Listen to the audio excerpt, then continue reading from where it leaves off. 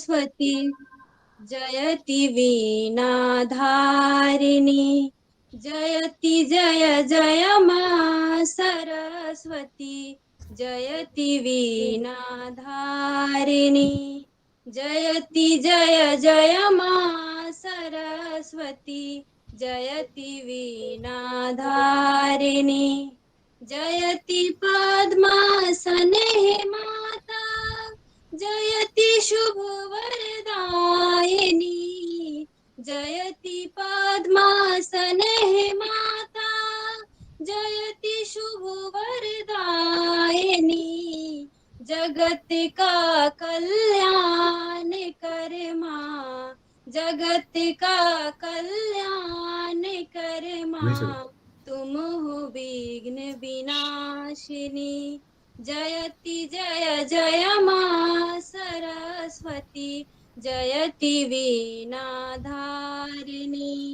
जयति जय जय माँ सरस्वती कमल आसन छोड़ दे माँ सुन ले प्रार्थना मेरी कमल आसन छोड़ दे माँ सुन ले प्रार्थना मेरी शांति की सरिता बहा दे शांति की सरिता बहा दे फिर से जग में जागिरी जयति जय जय माँ सरस्वती जयति वीणाधारिणी जयति जय जय माँ सरस्वती थैंक यू बहुत बहुत धन्यवाद धन्यवाद Now I would quickly call upon our professor in charge, Professor Dr. Mahavir Singh Ji, Law Center 2, Faculty of Law, University of Delhi, to welcome our esteemed guests today and to formally declare open this seminar. Thank you, sir. Thank you, Saurabh Ji. Thank you. On behalf of my all esteemed colleagues of Law Center 2 family, I extend a very warm welcome to our Honorable Chief Guest, Justice Sri V.N. Sinha Ji, former Judge, Patna High Court. Respected guest of honor, Professor Dr. Kumar Askan Pandey Ji, Ram Manohar Lohia, National Law University, Lucknow. Our own Jatin, research scholar and guest faculty, Faculty of Law, University of Delhi, and my dearest students to our national webinar or seminar. As all of you know, that today's topic for national webinar is bail, not jail. Different dimensions associated with the law on bail. We all know that bail is an extension of rights of the accused, and as a student of law, we all acknowledge that law relating to bails needs a thorough understanding.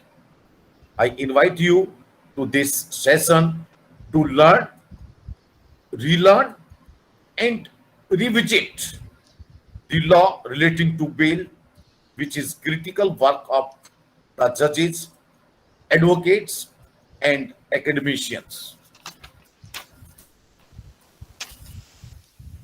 But before I go ahead, I would take pride in introducing our distinguished guests for today.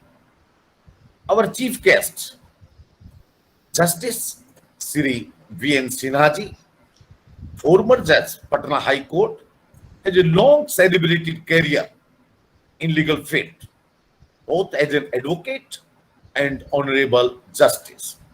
Having completed his law in 1983, Sir joined Bihar Superior Judicial Service as additional district and session judge in the year of 1997. He served as a honorable district judge and as a law Government of Bihar. Sir also held the office of Registrar General, Patna High Court, from year 2014 to 2016, and thereafter he was elevated as an Honorable Additional Judge of Patna High Court on 9th of December 2016. Needless to say, that is Professor words. Kalon, Yes, sir. this biodata which you are reading, it is of my another colleague who was inducted as additional district judge and then registrar general and all that. He is VK Sinha. He is Vinod Kumar Sinha. I am VN Sinha. Very sorry, sir. Very sorry. Very sorry. This is not. Okay, sir. Very sorry. I'm. All right. This is VK Sinha, Vinod Kumar Sinha. Sir, sorry. I sincerely regret. No, it's all right. It's all right. I sincerely regret. It's all right. Actually, sir was enrolled as an advocate Yes. on August 8th of 1979. Yes. He practiced at the Patna High Court for over 23 years in the civil, criminal, constitutional, service, taxation, etc. matters, and specialized in the constitutional law. He was government leader for the states of Bihar. He was appointed as a judge of Patna High Court on March 24th, 2004, and retired on 15th November 2015. Sir is now busy in spreading legal education and various associated social activities. Sir, I again do regret and seek a apology for creating this kind of mistake. Sorry, sir. No, it's all right. Now, our another esteemed guest, our respected guest of honor, Professor Dr. Kumar Askan, Pandey, Ram Manohar Lohia National Law University, Lucknow, is a founding faculty member of the Ram Manohar Lohia National Law University. Professor Pandey has an experience over 20 years in teaching in many prestigious institutions, including NLUJS, Kolkata. His area of interest as criminal law, criminology, victimology, comparative criminal justice, law of evidence, among others. In 2015-16, he was invited by the Department of Women and Child Development, Government of UP, to conduct the first ever social audit and rapid assessment of the child care institutions in the state of UP, and submitted 2 reports thereof.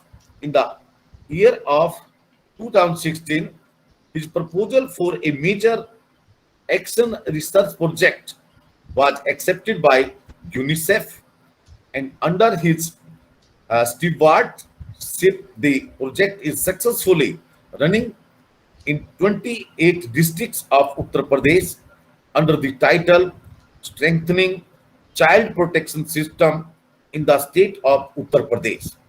In the year 2017-2018, Professor Pandey was also nominated as member of resource group constituted by the District Women and Child Development, Government of UP, for framing the state rules under the Juvenile Justice Act of 2015. He has been consultant to the Mahila Samman Prakost, the Women and Children Wing of the Uttar Pradesh Police, and conducted several training programs for the members of the police force across the state of Uttar Pradesh. Professor Pandey is a prolific writer with many books and articles to his name. I extend my heartfelt welcome to Professor Pandey also, and I also again welcome welcome from the core of my heart to our chief guest, Justice V.N. Sinha also. Now, our next speaker is the Jatin, has been working as guest assistant professor with his with Law Center 1, Faculty of Law, University of Delhi. He is an alumni of Law Center 1, Faculty of Law, University of Delhi itself, and has done his LLM from Indian Law Institute, Delhi. He is currently pursuing his PhD in the law from faculty from the Faculty of Law, University of Delhi. His area of interest includes criminal law, gender justice, laws concerning to intermediaries, and military jurisprudence. I also welcome to my all esteemed and worthy colleagues of Law Center 2, Law Center 1, and Campus Law Center, and I also welcome our beloved students of Faculty of Law. Thank you, and I welcome all of my colleagues, all of my organizers again and again, and our guests also. Thank you. Thank you, sir. Thank you, Mahavir, sir. Now I would request Tanvi Garg. Tanvi, are you around? Yes, sir. Yes, sir. Now I would request Tanvi to take over and invite the guests today to speak on the topic. Tanvi. Yes, sir. A very good morning to all the dignitaries, teachers, and all my fellow students. A very few words are never sufficient to introduce maestros, but we sure can attempt. Justice Vijayeshwar Nayan Sinha began his journey as an advocate when he enrolled for practice at Patna High Court in 1979. Over a span of 23 years, he specialized in constitutional law along with civil, criminal, and taxation matters. After serving as a government leader for the state of Bihar, he was appointed as a judge of Patna High Court on March 24, 2004. Since his retirement on November 15, 2015, Sir has been playing an active role in spreading legal education and various social related activities. Sir, I hereby invite you to kindly address the audience. Thank you. Very good afternoon to all those who are present here. Good afternoon, sir. Dr. Mahavir Singh Kalon, Professor in charge. Good afternoon, sir. Thank you, sir. Kumar Askan Pandey. Good afternoon, sir. Very good afternoon. And all other professors, including Mr. Saurav Rana, who invited me for this webinar. Thank you, sir. I am really grateful to have been invited in this webinar to address the first year students on this intricate topic of bail. And the invitation letter itself mentioned that bail is rule, jail is exception. Now, this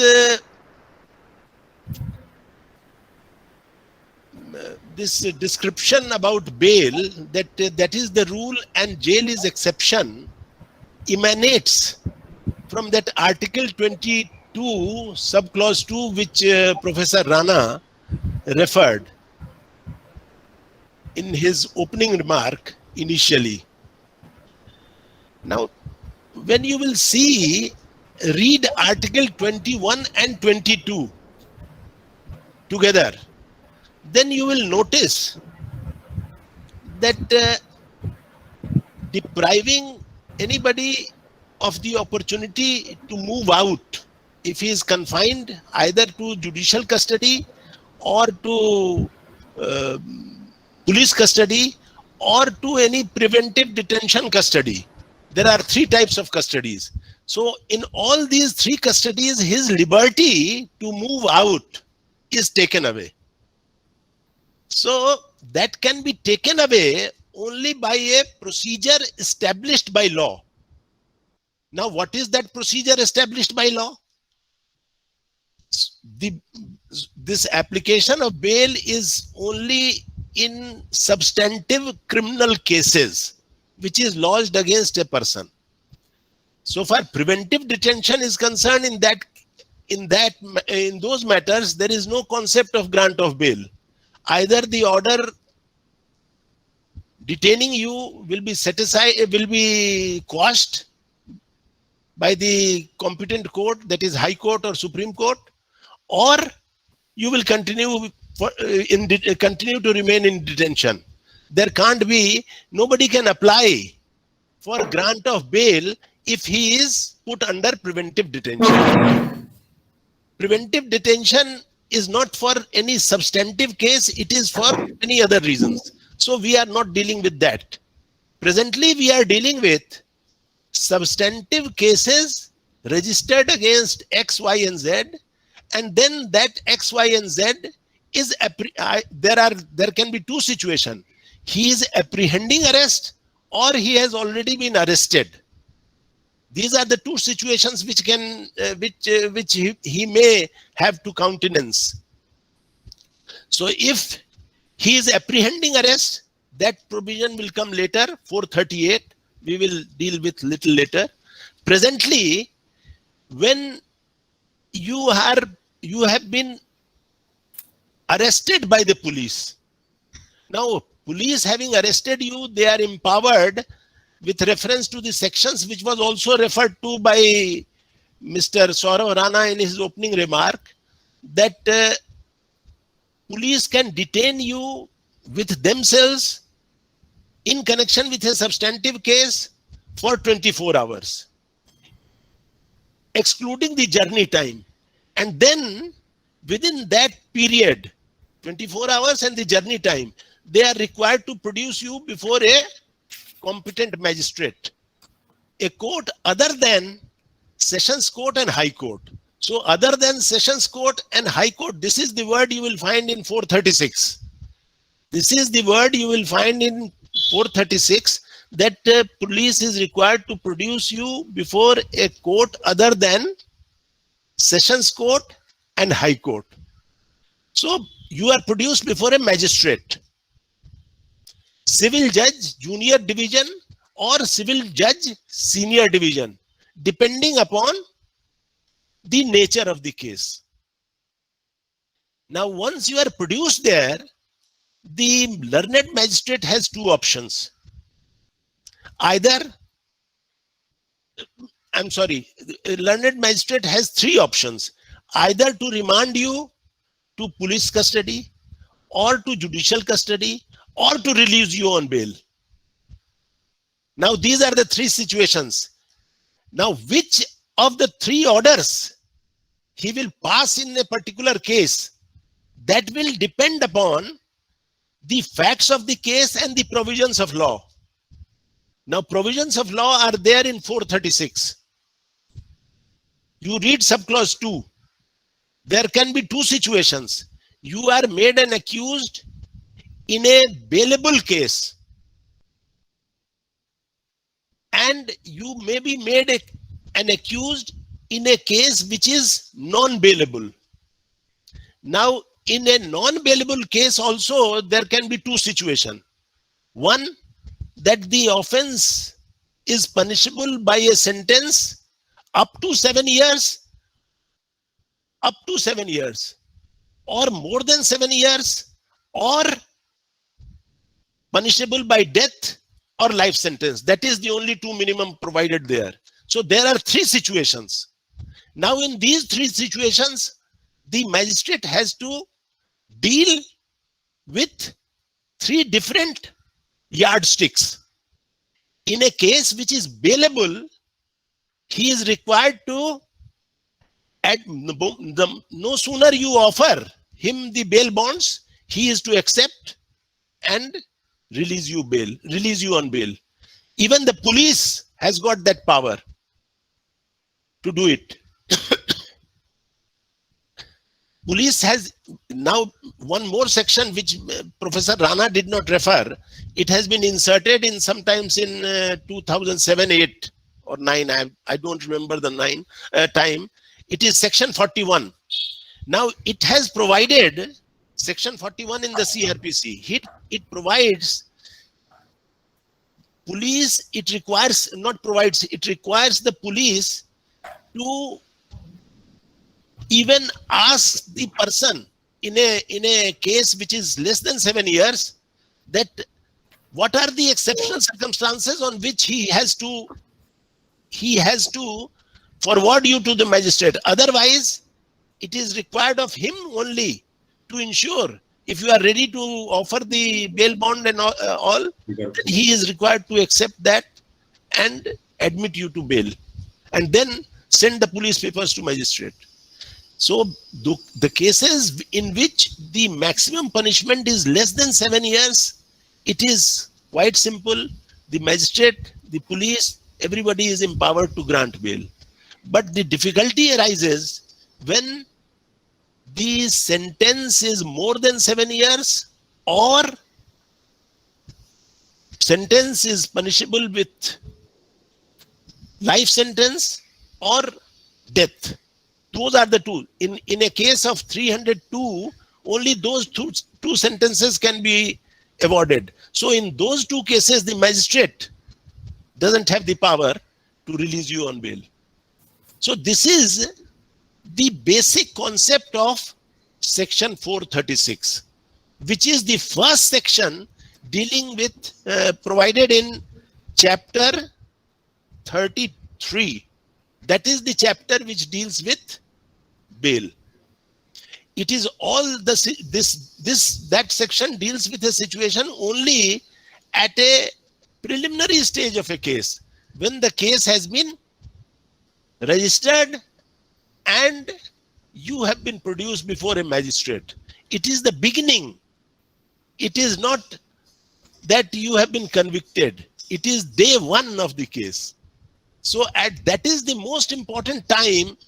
What is to happen to that accused, whether his right to personal liberty, freedom, privacy, and other rights which flow from Article 21 and 22 will be allowed to be preserved or curtailed by putting him by remanding him to either judicial custody or police custody. So this is the basic concept behind section 436 in 436 read with Article 21-22, because every law has to conform, every law, every procedure has to conform to the Constitution of India, and Constitution of India, the relevant articles of the Constitution of India. So relevant article of the Constitution of India, so far this depriving the liberty of a person is concerned, is only Article 21 and 22. So this is one. Now we come to serious cases where the sentence may be more than 7 years or life or death, either of the two. In this case, the magistrate will not admit, even if the case is frivolous against the accused, magistrate will never admit him to the privilege of bail. The case may be frivolous, whatever it may be. If it is there, he will just remand him to judicial custody, and the man will have the only option to apply for bail before the Court of Sessions. One thing more, this 437, when you will read, you will find that the Court of Sessions and the High Court, they have concurrent jurisdiction. Both the courts have the jurisdiction to deal with the bail matters of an accused who who has been remanded to police custody or judicial custody for an offense which is punishable by more than 7 years, or life or death sentence. So he has to be, if he has to be admitted to the privilege of bail, he will be admitted to the privilege of bail only by the Court of Sessions or High Court. Both have the concurrent jurisdiction. The courts, as per the CRPC, may be having concurrent jurisdiction, but the procedure is that you first exhaust your remedy before the Court of Sessions, and then if the Court of Sessions is not in agreement with you and releasing you on bail and dismissing your application, then only you apply for bail before the High Court. So these are the three forums where any accused who has to apply for bail has to approach. Any other court is Supreme Court, because we have seen Court of Sessions, we have seen Court of Magistrate, we have seen Court of Sessions, we have seen Court of High Court.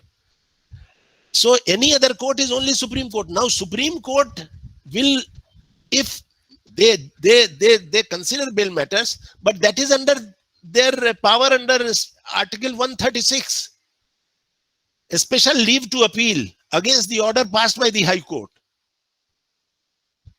So that is not the forum.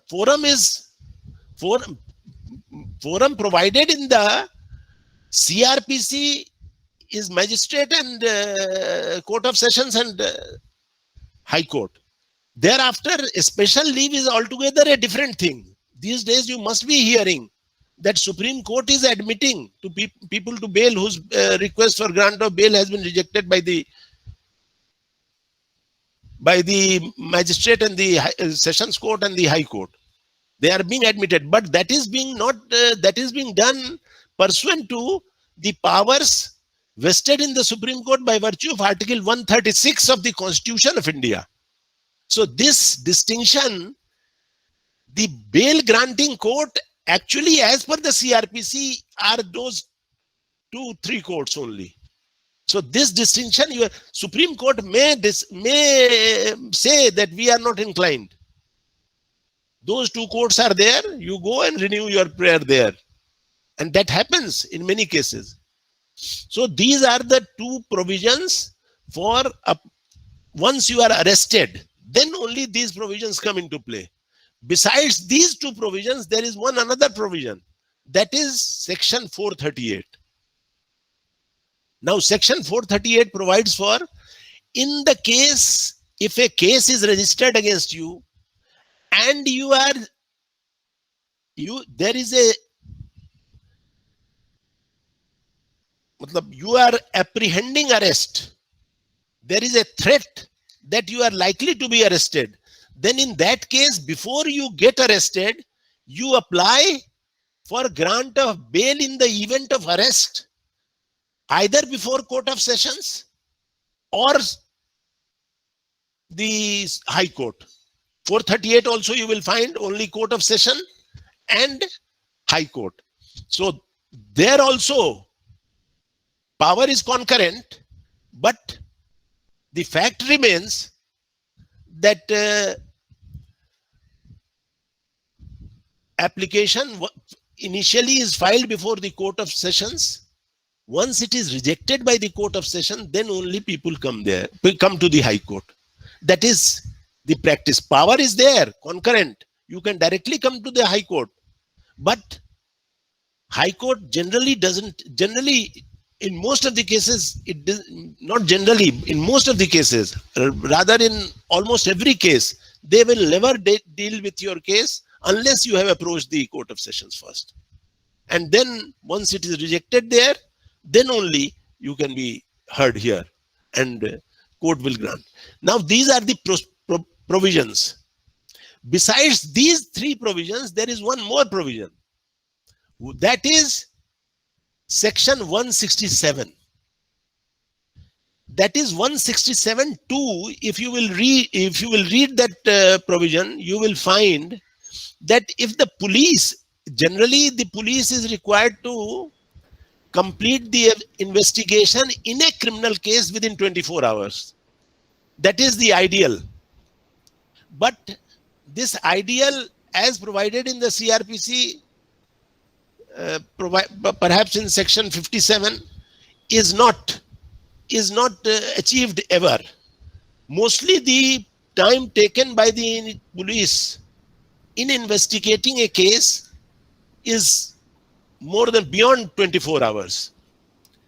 So in the name of investigation earlier, what used to happen, that the police used to continue the investigation for a very, very long time, and during that period they used to come up before the court with a stand that the investigation continues.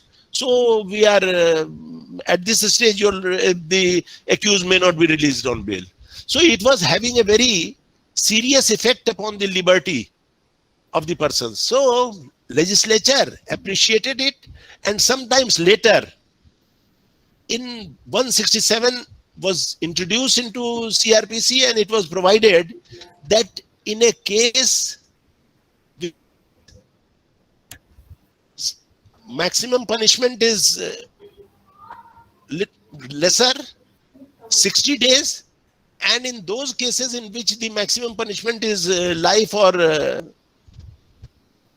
death sentence, 90 days. So that is the outer limit provided by the legislature, that police must complete the investigation from the date the man was arrested.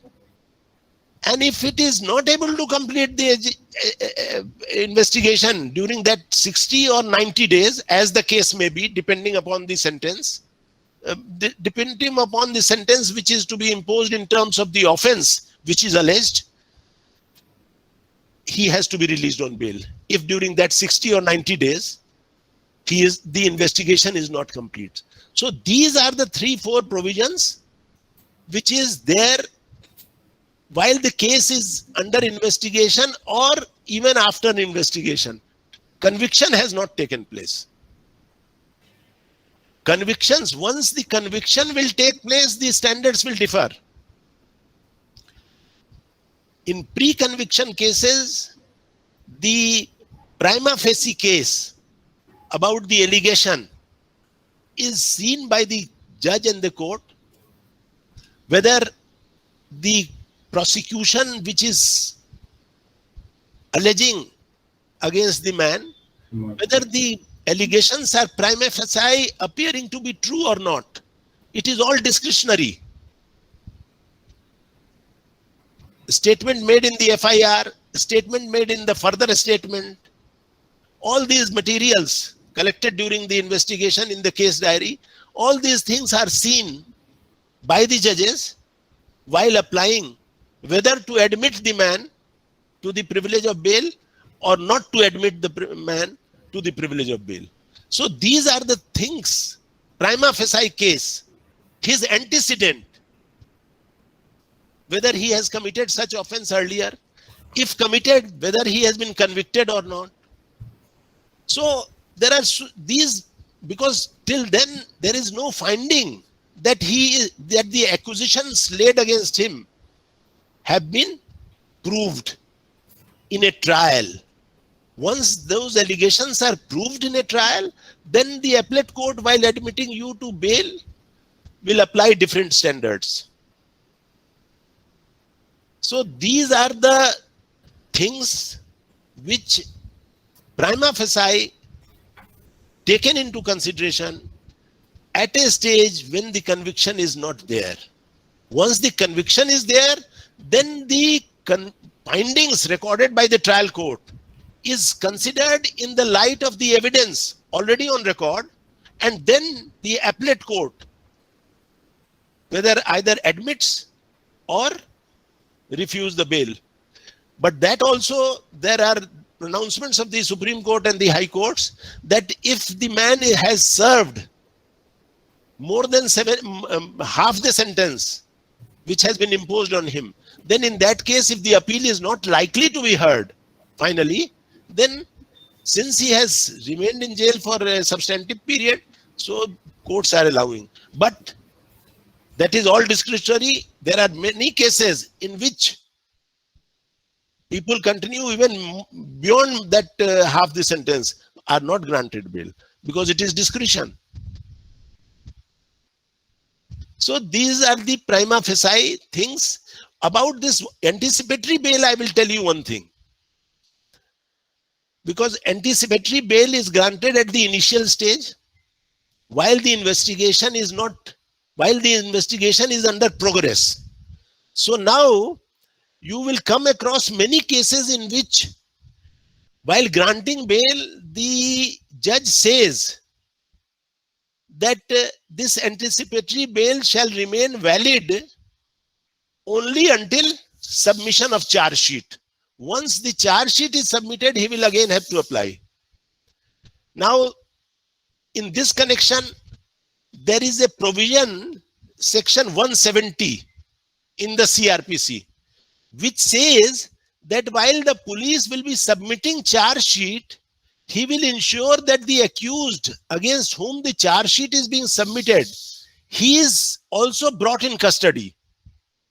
So that custody word, the court where the charge sheet is filed will not accept the charge sheet unless the accused is brought. He may be under anticipatory bail.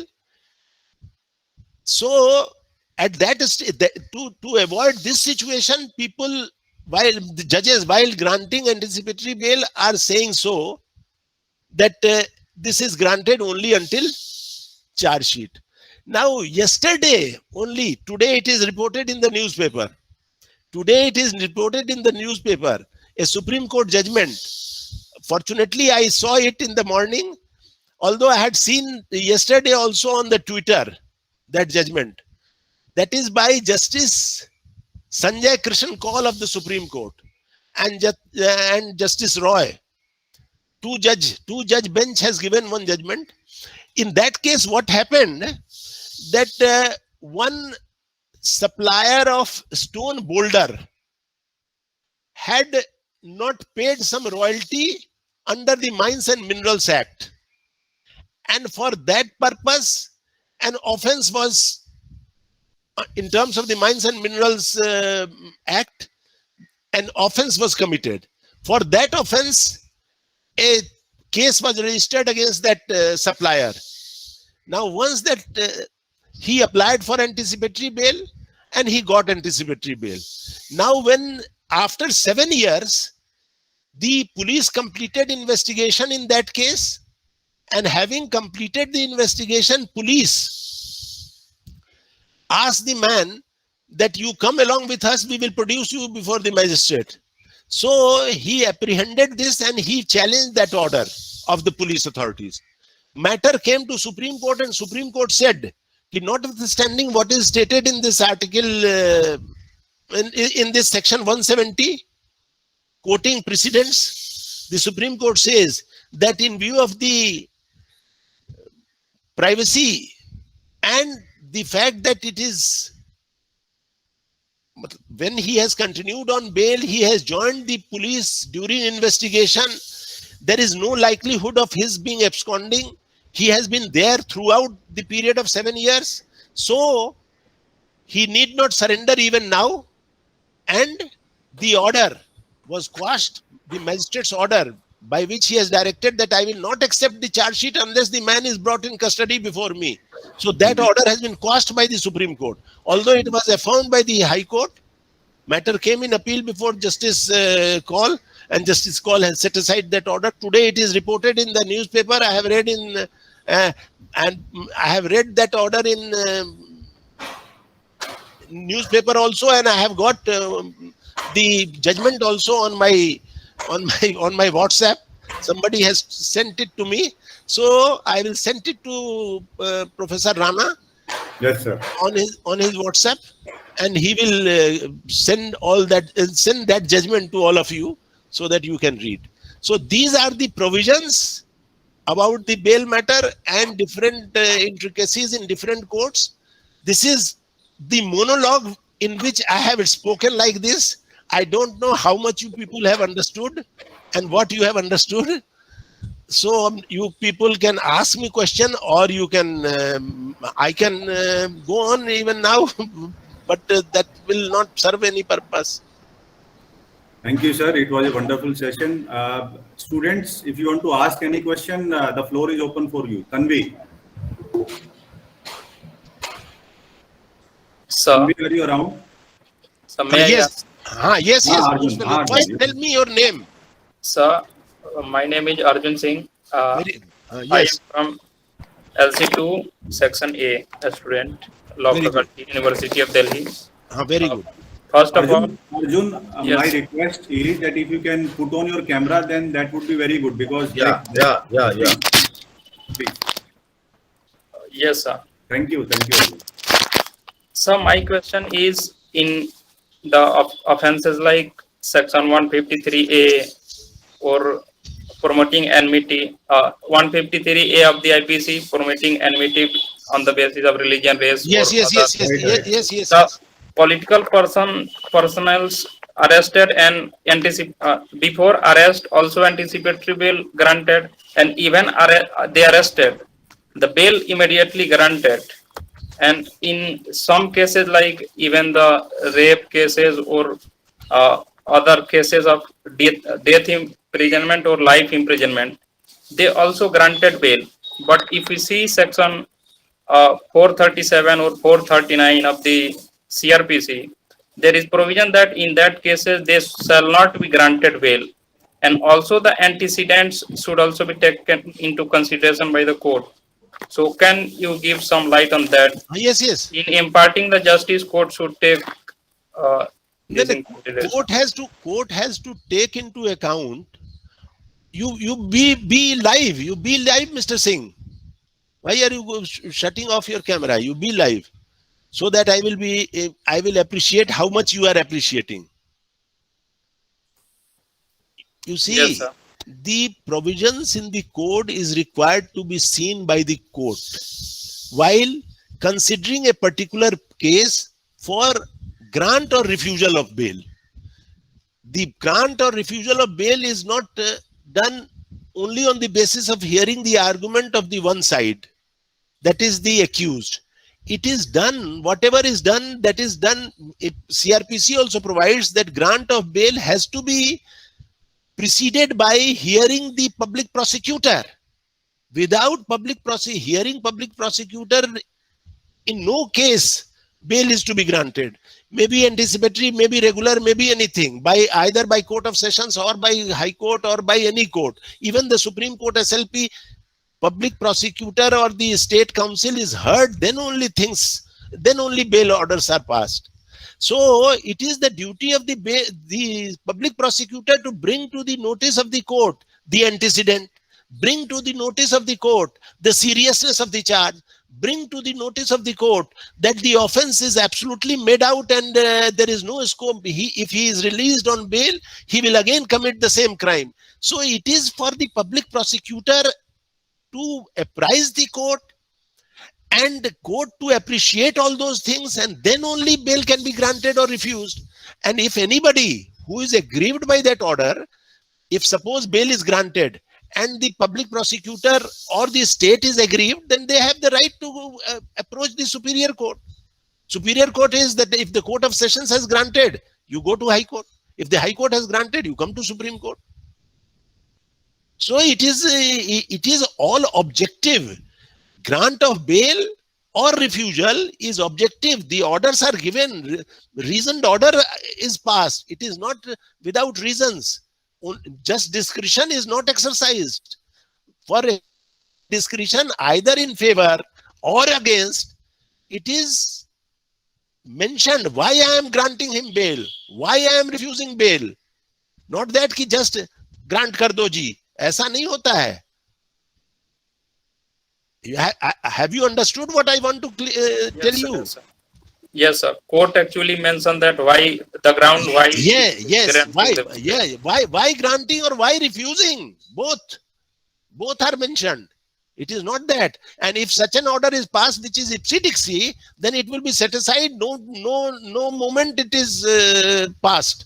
The moment it is challenged in the superior court, it will be set aside. And even after grant of bail, if the person is misusing, then misuse is a good ground for cancellation. Misusing, if suppose anybody has committed a particular offense and he repeats again and again, then that can be a good ground for his cancellation. Cancellation of bail also, there is a provision in the CRPC in the three provisions which I have referred to. There is a provision provided there. Right, sir. Right. Yes, Next sir. question, please. Next, Parth. Parth, you want to ask question? Yes, sir. You put on your camera first. Parth, you put on your camera. That is basic. Thank you. Chaliye. First of all, thank you so much, sir, for the wonderful talk. That was really enlightening. My question, sir, relates to section 438 about anticipatory bail.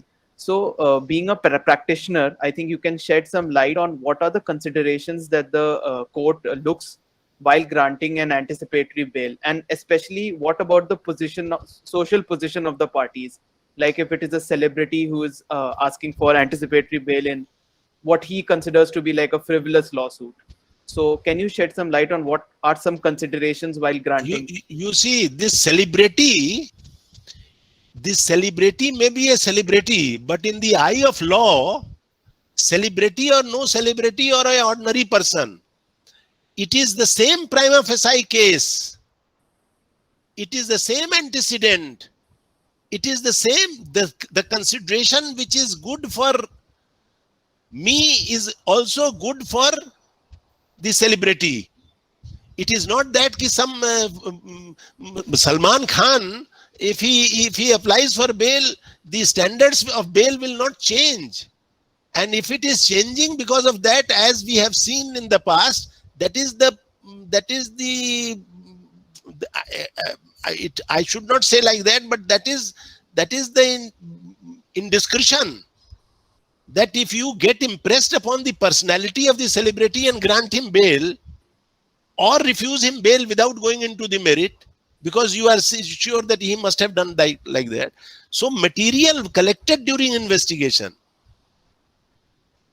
you see, preventive arrest can be allowed, and the police can be asked that you submit the case diary. Whatever you have investigated, have you found the allegation true or not? Suppose the application today, one celebrity is made an accused in a case. He applies for anticipatory bail. Considering his celebrity status, interim arrest is stayed. His arrest is stayed. And then police is asked to submit the case diary. Then the case diary will show how the things have moved during investigation, what materials have come. And then if the materials are there, showing his implication beyond showing his implication to a great extent, prima facie case is made out against him, then in that case the bail will be refused. His celebrity status will not work. Yeah, Generally, yes, things are allowed or refused on the basis of some reasonable and tangible evidence, which is on record. Yes, sir. Right, sir. Right, sir. But the questions arise when Salman Khan is granted bail overnight, like against Bombay High Court conviction, is granted bail overnight by Supreme Court. But that, as you said, that is the individual. No, that is the individual indiscretion. Right, sir. Right, sir. That anybody can do at any stage. Correct, sir. That does not change the law. Right, that doesn't change the law. Right. And every wrong order does not justify. It can't be just. It may be passed by.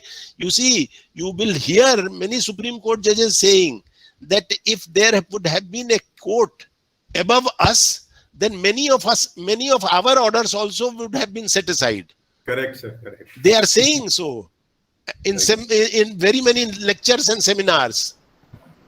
So that is, it all depends. You see, justice depends upon the foot of the chancellor. It depends upon person to person, how strict you are, what is your approach to life, there are so many factors which you will appreciate once you come to the law court and practice. Thank you so much, Next. sir. Thank you, sir. For that you are required to come to the law courts. Right, sir, right. Yes. Thank you, Par. Thank you, sir. Next question, Avantika. हाँ बताइए Avantika. So good afternoon, sir. Sir, my question is, like in 436, that police has the discretion to grant bail, right? Avantika, But in the Why open your come to Avantika, if you can Yes. put on your thank you. yes. yes, sir. Sir, in 436, police has a discretion to grant bail, but in the normal circumstances, on the common parlance, we see that police don't grant bail, or if it Then grant, it's like kachi or pakki bail is like there. So why it is so, sir? Because in the procedure it is there. It is misuse. It is misuse on their part. The superior police officer should take action against them. Section 41 was inserted only for this purpose. Section 41 has limited quite the discretion of the police has been controlled by providing that section 41. If the superior police officers don't enforce the law by the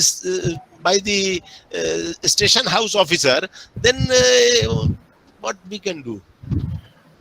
Right, sir, right. You have understood what I am trying to tell. Oh, sir. It means that it is the provisions are there that police can take a higher police officer can take action. Yes.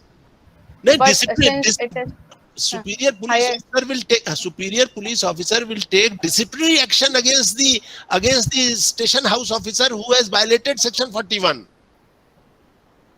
Sir, but in common parlance we don't see that, sir. I think that offending the bill is not granted. So if the people are not here to observe law, then what?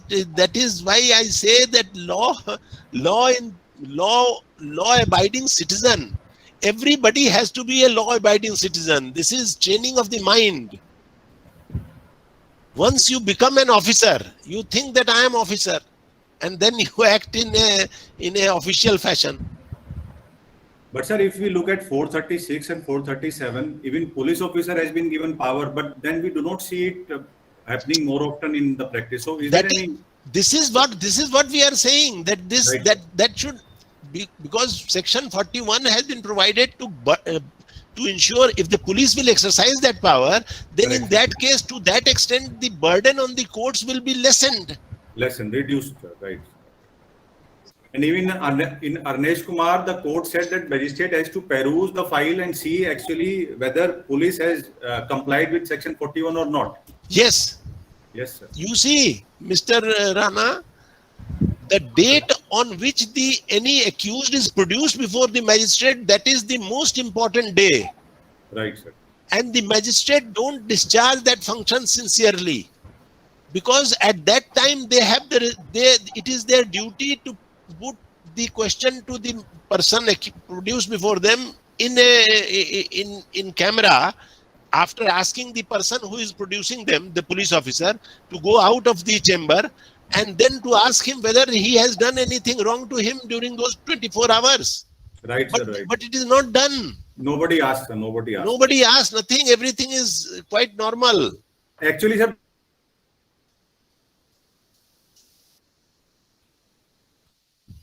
they don't have time. If you go to the magistrate court, they don't have time. Or like this is like a railway platform. Everybody is going, coming and going out, and the chaos is there. Nobody has time to look into such details. But you see, once you are holding an office, it is your duty. You see, administrative judges, every judge of the High Court is allotted one particular district, one or two district, where he has to ensure that these nitty-gritties of law is followed by those officers.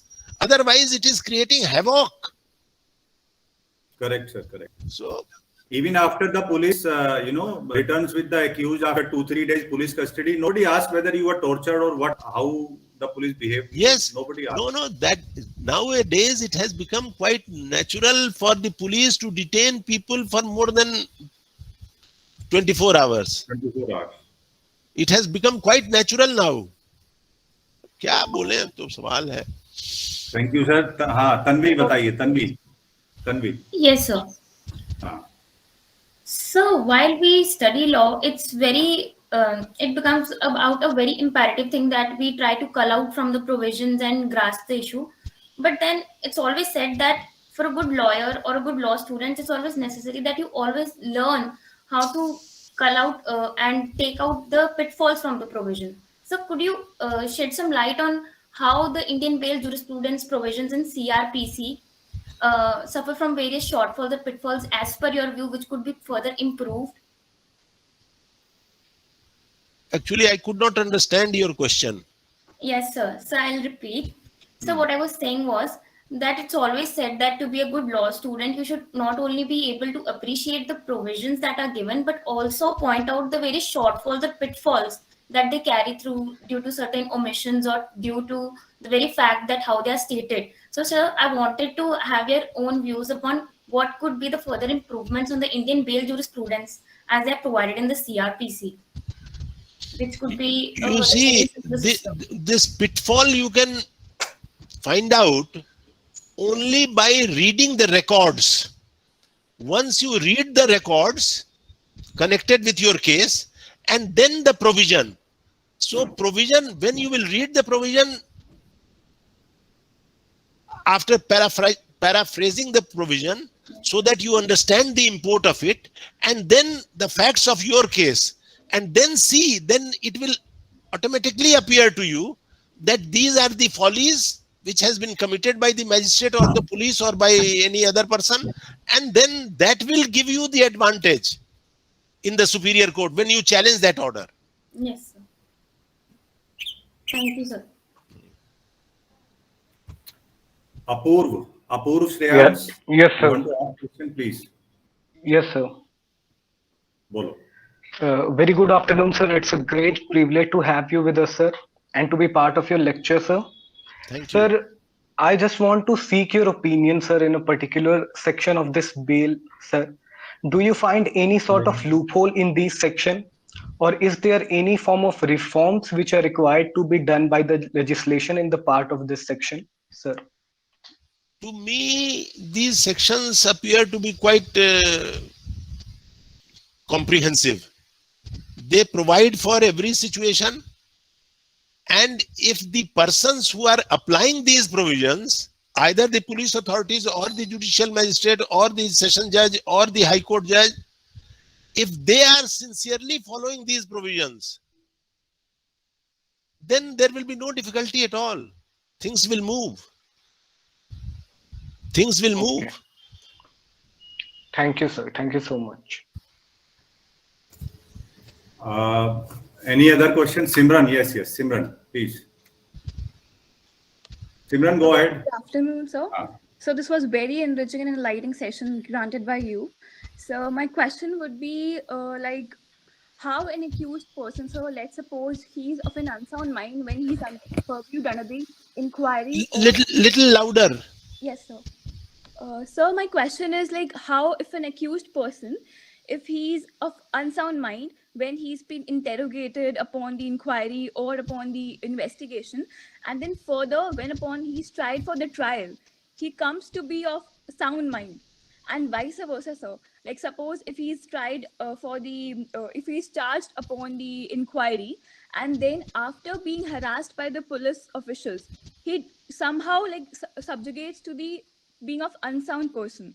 So, sir, how come the court will be like come up to the view that he is being of unsound mind because of the police being harassed upon him?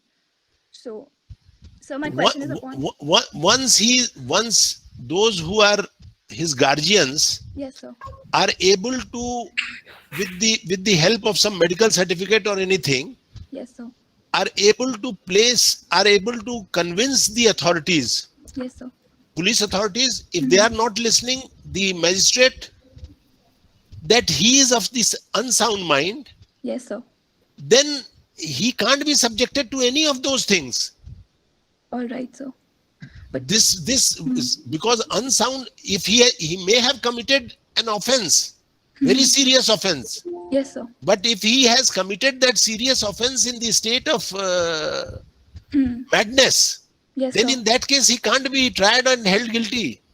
Yes, sir. But so what if when he was like committing the crime, he was of sound mind, but after being interrogated, he further turns to be unsound mind. He had some kind of Yes. When he committed because of sound mind, and in course of during the investigation he has become mad. yes, sir. Maybe because of torture yes, or sir. maybe because of guilt feeling or whatever reason. If he is able to, if his those who are looking after his interest, Yes, if sir. they are able to convince the court through some medical prescription or something that he has now become unsound, then Yes, sir. then again nothing will happen to him. Then Okay, sir. again And nothing so will happen to him until he Until- continues in that situation. The moment he becomes all right, he will be again subjected to the trial. the trial, yes, sir. Yes. Under section 333, so. Yes. All right. Thank you so much, sir. Thank you. Okay. So is there any other student who want to ask question? Apurv, have you asked question? You have done it. Sorry, sir. It was by mistake, sir. So Acha, sorry. koi nahi. No issue. Okay, sir. Ajay, where is Mr. Pandey? Pandey sir, sir, Professor Pandey sir. Here. Yes, sir. He's there, sir. No, where is he? Let him come on the screen. Hanji, sir, please. I'm here. मैं हूँ sir, मैं बिल्कुल आपको सुन रहा हूँ. I'm listening very. No, I want you to, because you have been in that National Institute of Juridical Sciences, Calcutta. Sir. Now you are in Lucknow. Sir. So you must be a very celebrated teacher of law. Sir, I'm a student of law. So you are a student of law.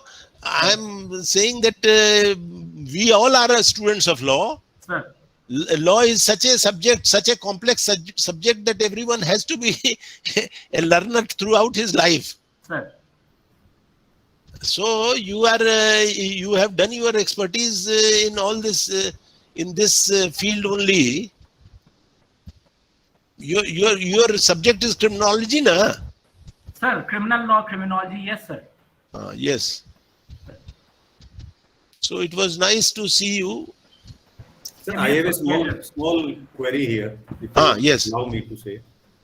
I have seen some judgments where Supreme Court has shown its disappointment how the High Courts have dealt with the matter of bail. So is there any kind of a rift between High Courts and Supreme Court? No, there is no rift. High Court's order is under challenge in Supreme Court. Right. Sir. Now a special leave petition. Has come.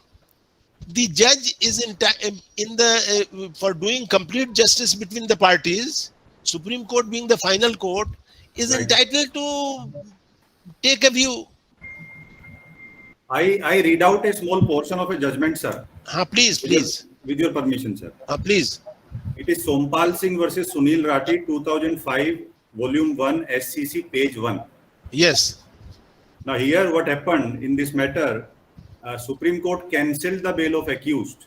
Yes. And sent the matter back to the High Court Yes. for de novo consideration on the matter of bail. Yes. Now what happened in High Court, when the matter came back to the High Court, it was placed before the same judge of the High Court Yes. who had granted him bail. Yes. Now he straight away granted him bail again and see what he observes. He says, and this is what the Supreme Court observes about him. He straight away granted the bail without any consideration of the matter again, observing that he has already applied his mind. He also opined that Supreme Court should not have interfered in such matters. Now see, then the Supreme Court says, and he again granted the bail. Now the Supreme Court says, rather it shows it expresses its disappointment on how the matter was dealt with by the High Court. What did it say? It says, in the hierarchical judicial system, it is not for any court to tell the superior court how to act. Yes. It is subversive of judicial discipline. I mean, this is this is just a No. an This is illustration of how no. This is the most appropriate judgment which you have brought to my notice. right, This sir, right. this is how the ego clash.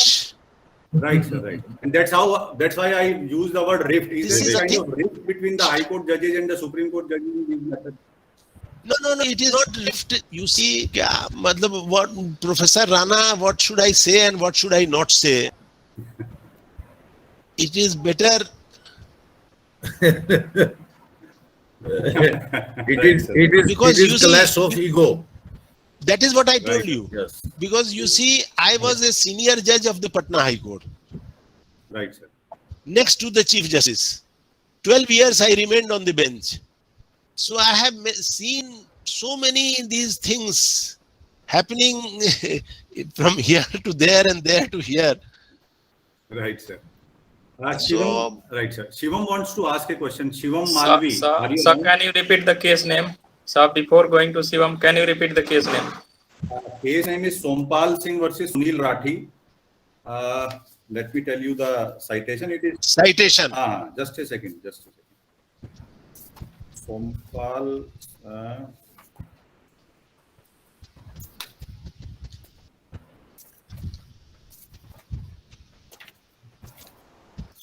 Sir कोई case ढूंढिए तो तब नहीं मिलता है, नहीं तो सामने ही रहता है. हाँ, Sompal Singh versus Sunil Rathi 2005 volume 1 SCC page 1. You can read this entire observation. It is an interesting reading. Right, sir. Right. Yes, sir. Yes. Shivam Malvi. Shivam, are you around? Shivam Malvi, you want to ask a question? Yes sir yes sir. हाँ, पूछो फटाफट Shivam. Sir मेरा सिर्फ ये question है, जो हमारा आज का टॉपिक है बेल नो जेल, जी. ठीक है सर. तो सर ये जो भी हमारे प्रोविजंस हैं IPC CRPC जो भी हैं, ये कॉन्स्टिट्यूशन से ही आए हैं एक प्रकार से, मतलब मेन बुक हमारी कॉन्स्टिट्यूशन है.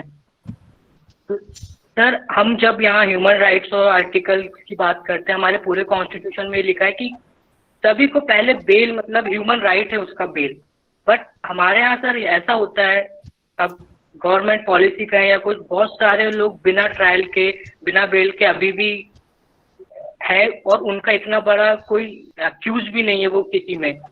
तो सर यहाँ पर सुप्रीम कोर्ट ऐसा कुछ डिसीजन अभी ले रहा है क्या, फ्यूचर में लेगा क्या, ताकि सबको एकदम बराबर, हमारे बहुत सारा डिस्कशन चल रहा है, लोग इवन डेथ हो जा रही है, अंदर ही रह रहे हैं, बेल नहीं मिल पा रही सर, उसमें आपको. हाँ सर. हाँ देखो ये this situation which you are trying to highlight, it was taken note by the Supreme Court in 1979 itself. Yeah. In Hussain Ara Khatun case, which came from Hussain Ara Jamshedpur. At that point of time, Jamshedpur was part of Bihar. So we know this case, Hussain Ara Khatun, Versus State of Bihar. Versus State of Bihar, in this Supreme Court said that the trial must be completed within 1 year. And if you are not able to do it, then do it within a reasonable time. Not that you allow the person to remain there for years together. So it is all failure. And that is why it is the duty of the Legal Services Authority that if those persons who are not being cared for and are confined in some jail, then to ensure that the Legal Services Authority provides legal aid and ensures that his Legal Services Authority Act has come in 1987. And a senior judge of the High Court, I was the chairman of that Bihar State Legal Services Authority. So it is their duty to provide legal aid to such people and to ensure that they are justice is done to them. Speedy trial, legal everything. aid. Everything is to be covered under the ambit of Article 21 of the Constitution. Yes. Because of the importance of personal liberty. Yes. And it's post Menka Gandhi that the Supreme Court had given widened interpretation of Article 21 as compared to restricted interpretation given in A.K. Gopalan. That you could say a long journey. Very right. Very right. Very long journey. And that journey did not stop there. Yeah. In this Puttuswamy, Yes, put the song. Yeah. Right to Recent privacy, right, judgment. Yes. right to privacy. Right to, yes, sir. Yes, so there are so many implications. So everything is there, but Yeah. on paper, ground reality is different. But however, sir, you know that the on paper also will change the scenario, because the things will not change overnight. It takes time. It takes time. So 70 years have taken. We have, Yes. But sir, 7,000 years have been taken. In case if we compare the social evil, religious evil, or other evil which has been, you know, remained in our society, prevailed in our society for the last so many thousand years. So we cannot expect it to be, you know, abolished over a 70 years of independence or independence. Dr. Calon, Yeah. we were under foreign rule, Right. Yeah. of the Britishers, and prior Right, there sir. to Right, prior sir. there of the Mughals, Yes. Right, sir. maximum for a period of 400 years. Right, sir. So prior there to, before 400 years, Yes, sir. everything was all right. Right, sir. With your due regard, sir, as you know, it may be all right as per your opinion, but it was not all right. Even then, Not at all. Not at all. It was not. It was not. You know, all right. You know, prior to 400 years also. but it was our rule. It was Our rule, but our rule also was discriminatory. Our rule was also not respecting for your liberty, equality, dignity. What we are claiming today, personal liberty, and it is only because of the post commencement of the constitution. The commencement of the constitution has removed those indignity which was subjected to us during these 400 years. Sir, all these, you know. Sir, I think that we will hold a separate session on that sometime. Yeah, right, sir, right. Okay, thank you. It is whose advice to hold a separate to hold a separate session. We will hold a separate session on this definitely sometime. Yeah, separate session. Okay, sir. Okay. So, sir, Very this good, was very a good. wonderful But I am really happy Right. to be part of this seminar, and I have enjoyed it thoroughly. Thank you, sir. Thank you. Okay. Sir, you spared your invaluable sir. Then I can take time. Sir. Thank So you, I sir. have a question. Time off. So I have a question. Thank you. So बताओ. Am I allowed to log off? So I have a question. अगर बहुत In case if you have time, sir, then you are most welcome. And what I came to know from Saurabh Rana ji, that you have another your yes. engagement. So then at 4 o'clock and I have we are you know, we are very much thankful, sir. We are very much obliged. And again, we expect and wish that you will join us in future also. Okay. You spared your invaluable time, sir. Thank you so much. And So I have a question first. First, let's entertain my question, sir. So I have a question.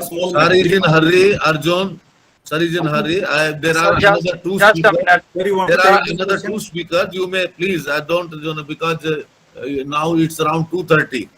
Sir, you want to take this question, small question, sir? So just a Yes, minute. I can take it. Okay. Then ask. Under section 82 and 83 of the IPC, we say the offences committed by 7 years of age and more than 7 and less than 12 years of child, if they are not offences actually, if they are committed. But if a child is more than 12 years of age and less than 18 years of age, and if he or she commit the offences of death imprisonment or life imprisonment, punishable with. So, what is the status of bail in that case? You see, even in those cases, now there are, after 2015 or 16, there has been amendment in the Children's Protection Act, Juvenile Justice Act, whatever is that name. They have provided for the heinous offences some other provision, but still it remains that considering the fact that he is a child, he is to be considered in that manner only. It is provided, Thank you so much, but sir. something more stringent has been provided. Earlier it was free. He was not to be subjected to jail. But now that is not the position. Some more restrictions has come on him that you check up from the latest amendment in the Children's Act. Okay, sir. Thank you. Thank you, sir. Thank you. Juvenile Justice Act, are you aware of that? Juvenile Justice and Yes, Care sir. and Protection Act. Yes, sir. Juvenile Justice Act and 2016. Juvenile Justice within bracket Care and Protection Act. That is, in that act, a provision has been inserted in 2015 that provides for a special treatment to those juvenile who commit the offense of serious nature, like murder and rape. Yes, sir. Yes, sir. Right, sir. Right, sir. Okay. Thank you, sir. Then I Thank you take so leave. much. Thank you, sir. Thank you, sir. Sinha Saab, thank you. And we hope that you will Thank you. come again. in I will future be and discuss the- available as and when you people invite me. Thank you, sir. Thank you so much. Thank you, Thank you, sir. Okay, Dr. Pandey, Mr. Pandey. It was a pleasure, sir. Thank you very much. Over to Tanvi Garg. Tanvi, are you around? Yes, sir. Yes, sir. Ah, Definitely. May I have the pleasure to please invite our next speaker. Our next distinguished speaker, Shri Jatin Kalon, is a research scholar at Faculty of Law, University of Delhi. Also, Shri Kalon is a guest faculty member at Law Center 1. Sir, I hereby request you to kindly enlighten us about the subject with your thoughts. Thank you so much, Tanvi. Good afternoon, everyone. Am I audible? Yes, sir. Yes, sir. Jatin, you are audible. You are audible. Thank you, sir. Good afternoon. Good afternoon, everyone. Good afternoon. Good afternoon. Professor in charge, Law Center 2, Saurabh Rana, sir. The esteemed faculty of Law Center 2, the students, and everyone that is present here. First of all, I extend my gratitude to the faculty of Law Center 2 for inviting me to speak my mind on this very, as all of us has discussed with our previous speaker, that how intricate this topic is. Jatin, if you can adjust your mind, you are audible but not very clear. I mean, if you would adjust it somehow. Madam Namaskar. Madam Namaskar. थोड़ा ऊंचा भी बोल. Sir, just a हाँ, थोड़ा सा कुछ अपना mic adjust करो ताकि क्लियर आए. थोड़ा सा डिस्टरबेंस आ रहा है. मुझे लगता है ये जो you are plugging in your this thing headset or something, that is creating some disturbance. So if you remove it, then it will be clear, I suppose. Sir, I've changed my earphones and my. आप ठीक है, आप better Thank you, sir. Yes, yes. Thank you so much.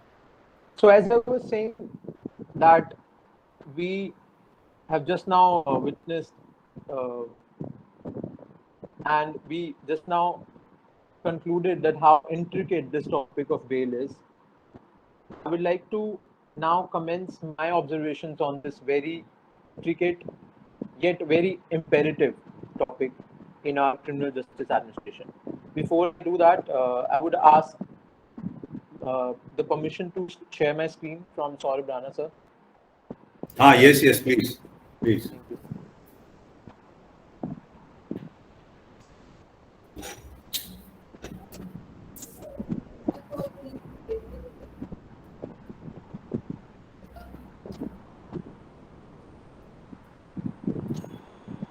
Sir, I hope my screen is visible. Yes, it is visible. Yes. Thank you, sir.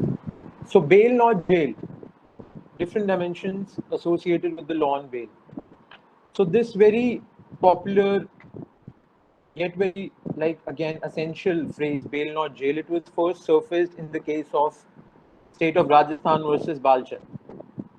And before I begin my presentation, I've always learned from my professors that we have to very importantly see the Code of Criminal Procedure as a civil liberties document. we have to see it as a document which essentially includes and encompasses various rights of accused, and not just of accused, but various other stakeholders in the criminal justice administration. Now I'll start with the meaning of this term bail. Bail, as the name itself suggests, first of all, we have to understand that the bail is not defined in our code. It has not been defined in our CRPC, and if we take the meaning of this term bail, we take the meaning from the case Sunil Fulton Shah versus Union of India, wherein the Supreme Court says that the literal meaning of this term bail is surety.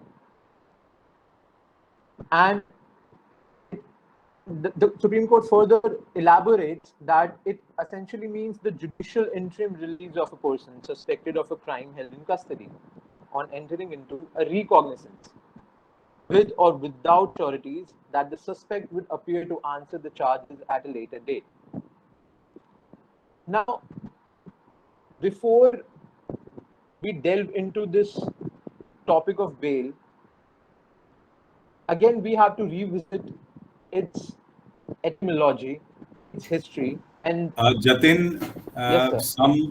some students are complaining that you are not very clear. So, is there any other alternate? Like, you are holding it from a laptop, or? Yes, sir, from a laptop. Okay. Now it is better. Now it is better. Okay, sir. I'll keep my microphone near my Yes, mouth. now it is better. Right. All right, sir. So as I was saying that before we delve into any concept, we have to get behind the etymology, we have to get behind its history, and basically when it's a legal concept, we have to decode its jurisprudence. So I will try to explain the concept of bail vis-a-vis the jurisprudence, it's a little bit of its history and its conceptual metamorphosis that it went through in our legal jurisprudence. So bail as a concept, it traces its history back to the English American laws, and one very important aspect of rights which we have is the personal liberty. It was also enshrined in the one of the earliest documents of rights known as Magna Carta. Personal liberty, as I said, it was enshrined in this document Magna Carta, and we have to understand that we have to weave the whole concept of bail around these two terms known as personal liberty.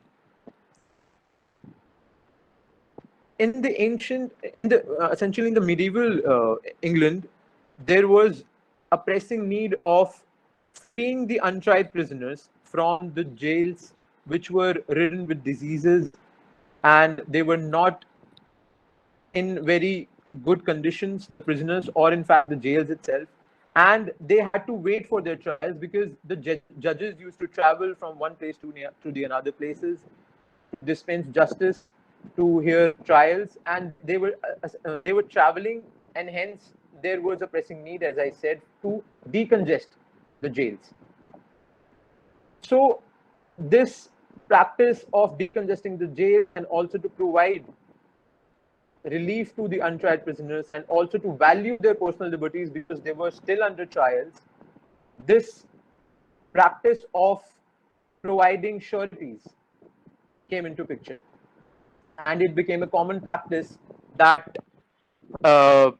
people with private properties, they began to give some sort of sureties or some alternative, and they made sure that the accused persons were present whenever the judges demanded their presence.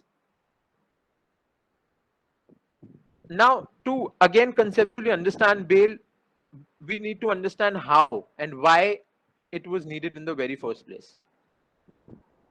Now, we all know that for an offense, the state makes an arrest, right? And for that arrest to take place, we have to curtail the liberty of that particular individual. Now we need to understand, when we curtail that liberty, when we make that arrest is not a punishment. We somehow we always connect the arrest aspect and the punishment aspect. We most of us take these two aspects to be taken to be synonyms. So this arrest is, what we need to understand is that arrest is not punishment. That arrest is basically to safeguard the presence of the accused, so that accused does not run away or abscond, that the accused does not tamper with the evidence, that the accused does not intimidate the witnesses, or in any manner hamper the investigation process. So just like I said, the arrest is not punished, and because that is not, why do I say that arrest is not punishment? Because there has to be an establishment of guilt first.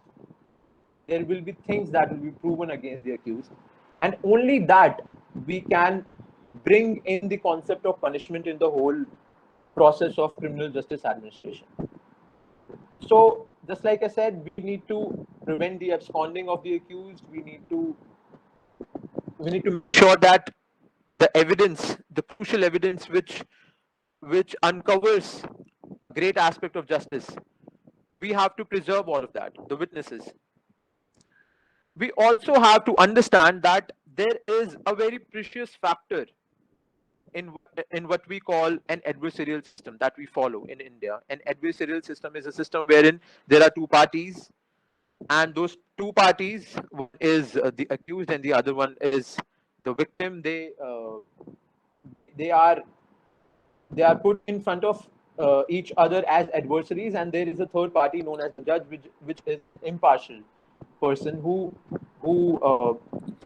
bystands the whole procedure, just like an impartial umpire. So a very precious factor which is there in adversarial system is presumption of innocence. And if we look at Article 21 of the Indian Constitution, it says that no person shall be deprived of his life or personal liberty except according to a procedure established by law. Now, we have to understand, as I began my presentation with those two words of personal liberty, those two words are enshrined in Article 21, and we have to, just like I said, weave the concept of bail around these two words, personal liberty. Personal liberty is one of the most cherished and core essences of fundamental rights, and whenever we arrest a person, this beautiful right gets fettered. So it becomes very important that this right of personal liberty is not tampered with unnecessarily. So moving ahead, again, unless the procedure of law, the procedure by law, that procedure, unless it establishes the guilt of the accused, we have to pay regards to this precious factor of presumption of innocence. Moving ahead, now, till now we have discussed about the right of the person who has been arrested.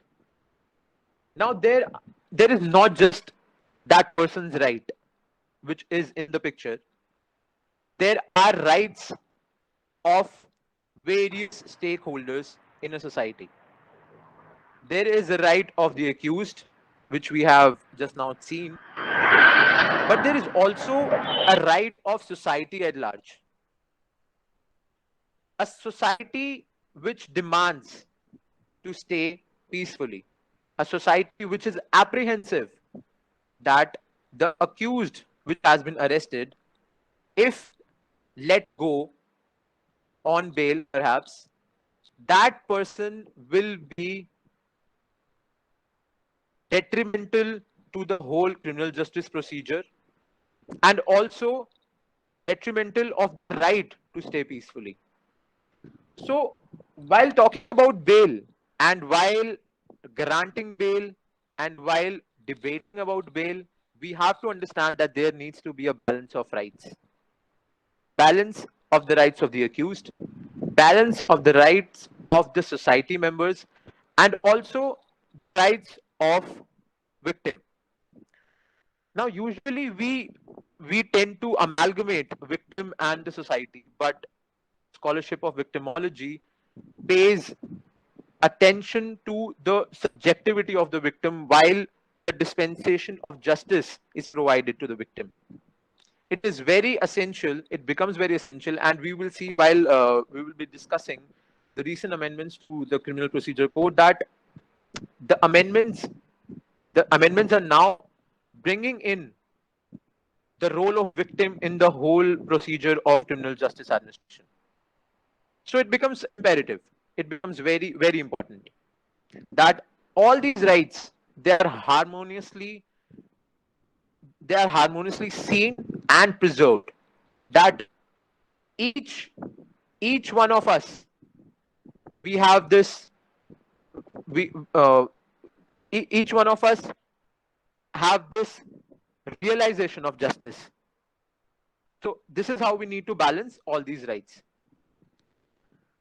Now, just like I said, there needs to be a harmonious understanding, because this is how we should move the narrative of bail to its salvation in the criminal justice administration.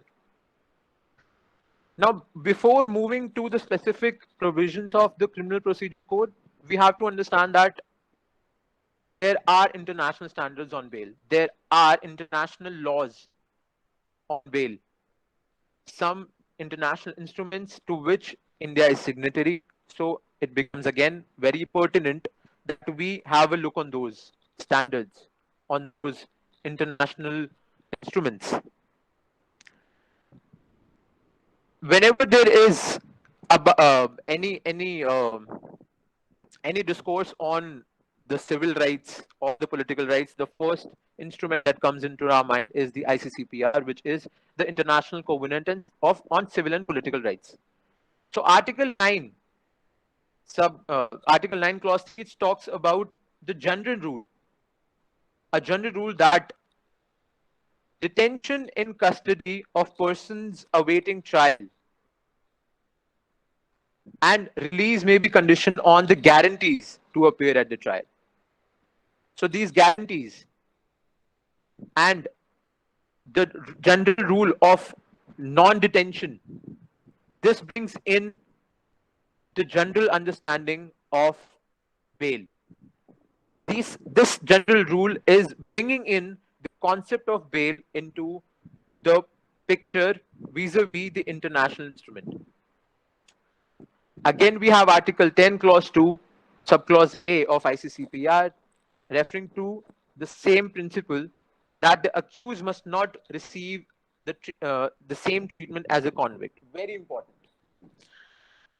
We have this, most of us, we see the image of accused as, again, someone who has been already sentenced.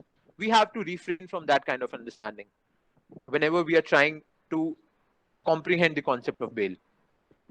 The accused should not be seen as someone who is similar as that of a convict. That accused is yet to be seen, to be adjudicated, is yet to be judged on the merits, on the procedures and the substantive law. There has only been an arrest.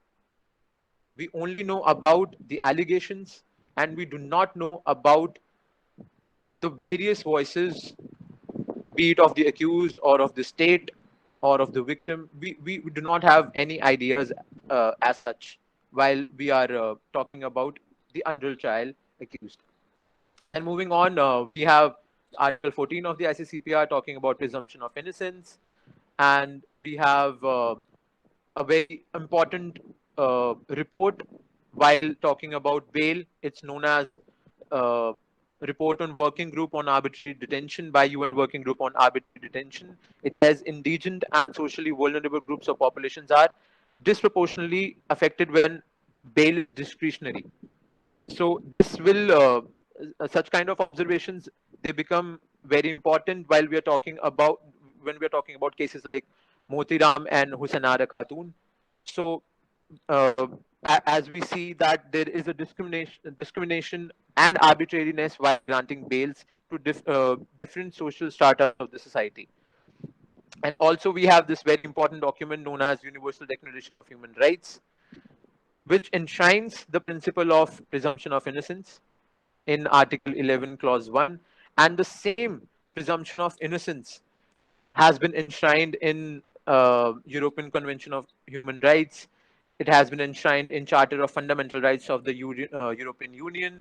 The same has been enshrined in the Nelson Mandela Rules, which are also known as United Nations Standard Minimum Rules for the Treatment of Prisoners. Now, I've tried to put various provisions of bail under different heads. So starting with, I have given a bird's eye view on how and why and whens of bail.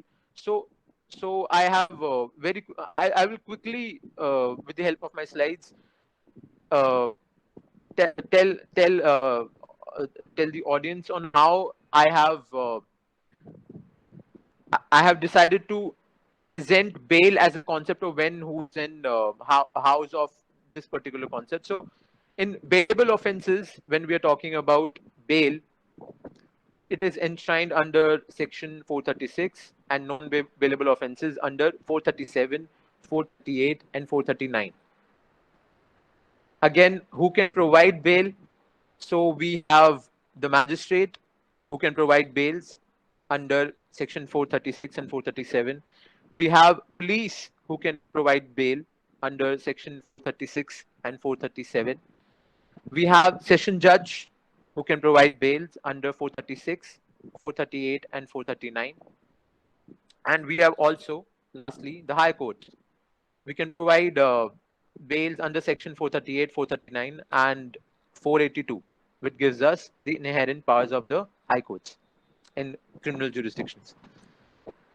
Now, I've also tried to explain that how it can be provided. So it can be provided through personal bonds. Personal bonds in very layman language, I consider them to be some kind of a personal contract that an accused goes through with the authorities, wherein they say that they will fulfill some conditions. And another one is sureties. Sureties are the persons who can take responsibilities of the accused, and sureties.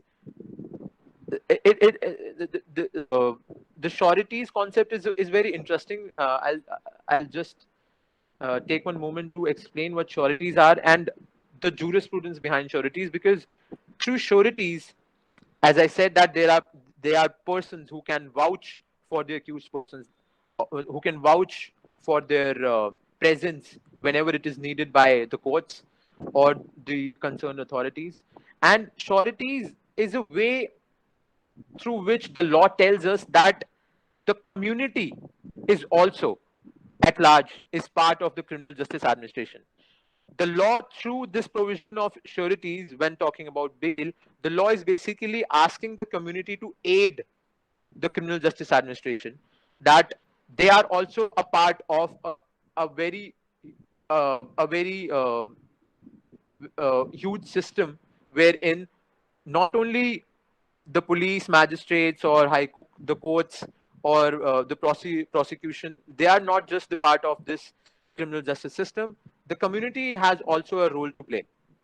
So actively, the sureties can be involved, because they are the ones who ensure that the accused presence is there whenever it is being demanded by the authorities.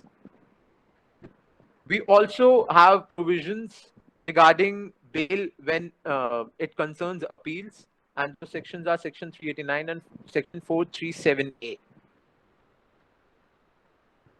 Let's now start with the provisions of statutory bail. Statutory bail, it is given in section 167 and also under 436 explanation and also under 436A. Now talking about bailable and non-bailable offences. So the law on bail is broadly established on these following norms. It says that in bailable offences, bail is a matter of right. In all the bailable offences, bail is an indispensable right. Bail is discretionary if the offence is non-bailable. And bail shall not be granted by the magistrate if the alleged offence is punishable by death or imprisonment for life. Court of Sessions and High Courts have wider discretion in granting bail even when the alleged offence is one that is punishable by death or imprisonment for life. So we see that the Court of Sessions and High Courts, they have a wider power when it comes to bail. And this wider power is to be exercised very, very carefully, because as we will gradually see that there is a provision also known as cancellation of bails, and while cancelling the bails, we will come across a very essential point that a magistrate is unable to cancel bail in some matters, but the High Courts and the Court of Sessions, they have the power to cancel the bail in all the matters. So as I said, the powers of the Session Courts and High Courts in the matters of bail is very wider. And all these norms were given in the Law Commission 78th report, which came in 1979. Now let's talk a little bit about bailable offences. So the sections pertaining to bailable offences has to be read harmoniously with other provisions like sections 50, 56 and 57 of CRPC. Whenever we are talking about the provisions of bail, we have to read them with the provisions of arrest and the provisions of remand. Because the fluctuations in these provisions of arrest and of remand ultimately influence the provisions or the interpretations or the discretions that the magistrate, police or session judge or the High Court exercise. All of these have to be harmoniously read together. Then we have the constitutional mandate of Article 22 of the Constitution, wherein the arrested person has the right to be informed of the nature of the offence and the ground of his arrest. And these observations were ultimately incorporated in the case of Anish Kumar, and also in the amendments that we saw in 2009, wherein Section 41 of the CRPC was amended. Because this is how the reasons for arrested persons and the information and all the checklists that the Anish Kumar case, the observation in Anish Kumar case talks about, all these things will be aiding in the process of granting bail to an accused person. So we have right of bail in bailable offences as an absolute and indefeasible right, and there shall be no discretion that can be exercised, as the words of Section 430 CRPC. This was also observed in the case of Rasik Lal versus Kishore. Also, we have to understand that the words used in 436 is not like the words used in 437, because in 436 we use the word shall, that shall be granted with certain reservations, of course. Now let us talk a little about default bail or statutory bail. Default bail is basically a bail wherein if certain conditions are met with, there will automatically be a bail with certain restrictions. So while talking about the default bail, Law Commission in its 268 report, which was the one of the recent reports on bail, specifically on bail, uh, which has given a lot of recommendations, and which, while they were the Law Commission was preparing this report, we had this a little glimpse, or a little we can say an idea, or some might say a doubt, because while Law Commission was preparing this report, there was, just like I said, there was this a guessing game that there might be a separate law on bail apart from the provisions given under CRPC. But Law Commission, in their report, they have very conclusively done away with that idea, that eventually there was a notification from the Ministry of Home Affairs that the changes that are needed, that those changes are to be only incorporated in the CRPC itself. But we never know, because our criminal law, the substantive criminal law, is going to go some changes. There has been a committee constituted which is working on it, so we might see some changes. Maybe we might have a separate law on bail in the near future. Also, we have this case, while talking about statutory bail, of Sanjay Dutt versus the state, wherein Supreme Court observed that bail under Section 167, subsection 2 of CRPC would not apply if the accused person does not file an application to avail the right before filing of charge sheet.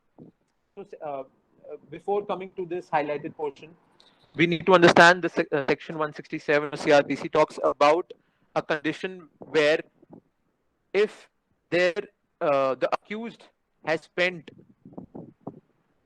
60 days in jail for an offense which does not concern with the punishment of death or life imprisonment, then there will be automatically a bail if the accused furnishes bails and sureties as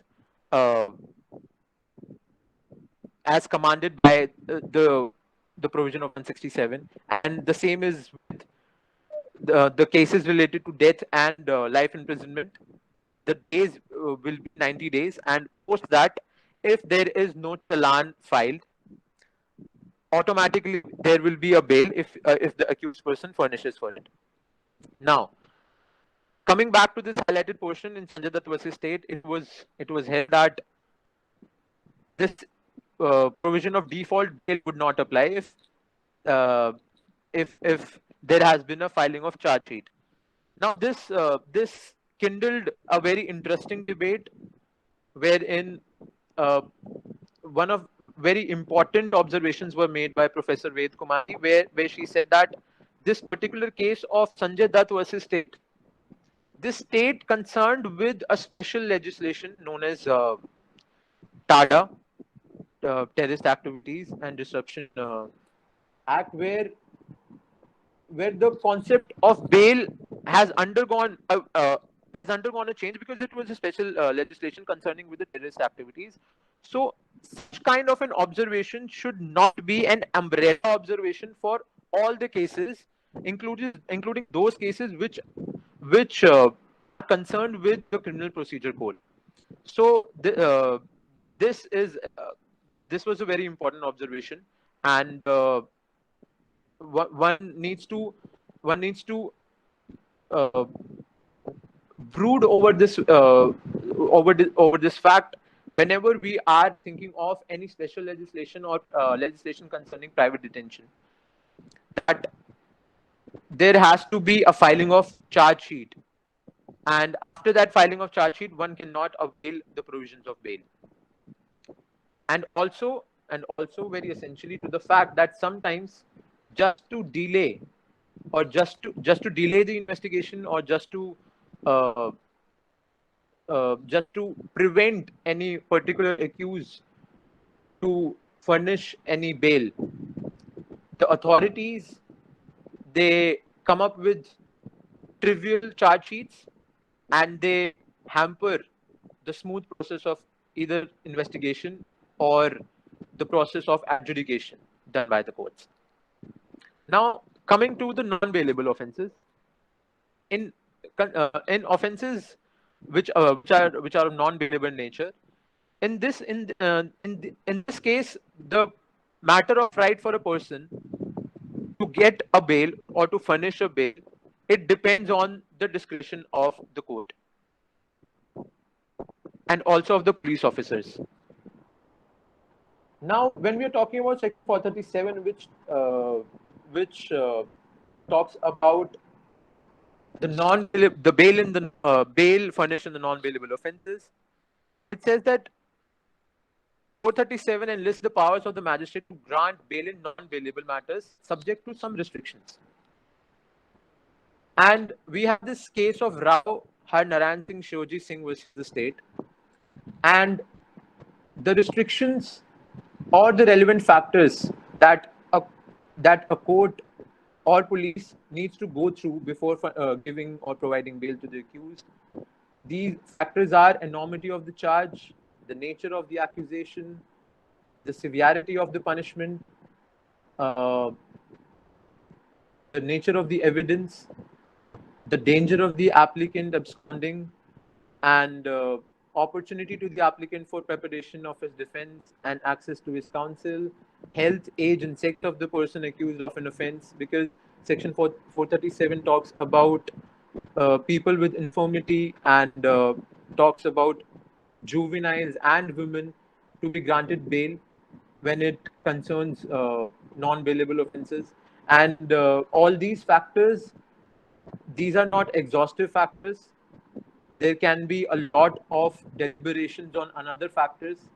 So one needs to keep in mind all of this. Moving ahead, in the case of Rajesh Ranjan versus CBI, the court said that the grant of bail depends on the factual matrix of the case. So the granting of bail will depend on the on a fact-to-fact basis. Also, there was this observation of Law Commission in its 268 report that the Supreme Court said that there needs to be some reasons, some reasons while granting of bail in non-bailable offences, because non-bailable offences, they are graver, they have more punishment, and the society and the victim, witnesses, the evidence, all of them demand that they should not be hampered with, that their peace is not peace is not ruptured. So all this on this the Supreme Court said that there needs to be reasons while granting of bail in non-bailable offences, and alongside this the Law Commission observed that while there is a rejection of bail or a denial of bail, there needs to be reasons as well in that case also. Moving ahead, now we have the concept of anticipatory bail. Now, anticipatory bail was not originally in our CRPC when we attained independence. This concept of anticipatory bail came, and the concept of anticipatory bail was majorly for our lawmakers, because there were instances where the lawmakers in our country, while indulging in their political matters, there were cross FIRs, there were a lot of allegations hurled against each other, and there needed to be some sort of a contingent protection so that their image is not tarnished, because they either were already lawmakers or going to be lawmakers. So this anticipatory bail provision came into the picture, keeping in the interests of our legislators. Now, the anticipatory bail is per se not defined in our CRPC, and the case of Balchan Jain versus State of MP, one of the landmark cases of anticipatory bail, it talks about the meaning of anticipatory bail. It says it is a bail which is in anticipation of arrest. And also in the case of Siddharam Satlingappa versus State of Maharashtra, it was observed that the obligation to shield the society from hazard of those committing and repeating crimes, and on the other hand, absolute adherence to the fundamental principle of criminal jurisprudence, presumption of innocence, and the sanctity of individual liberty. Anticipatory bail is taken to be as an anticipation of arrest.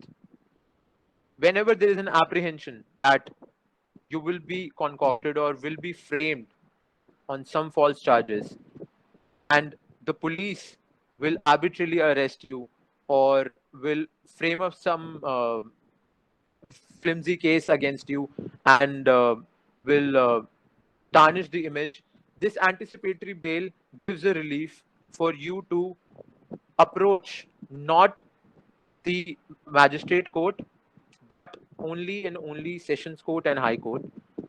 And the sessions court or the high court under section 438 will examine various factors vis-a-vis the apprehension that the applicant has, and the image, the community image, and various other factors before granting anticipatory bail. And the Law Commission in its 48th report very rightly cautioned that this provision of anticipatory bail should be exercised very carefully and in very exceptional cases. Also, we have in the case of state of MP versus Ramkrishna Balotia that we have to bear in mind that 438 of CRPC does not form a part of Article 21. It is a very important observation, because unlike in the case of normal bail, wherein we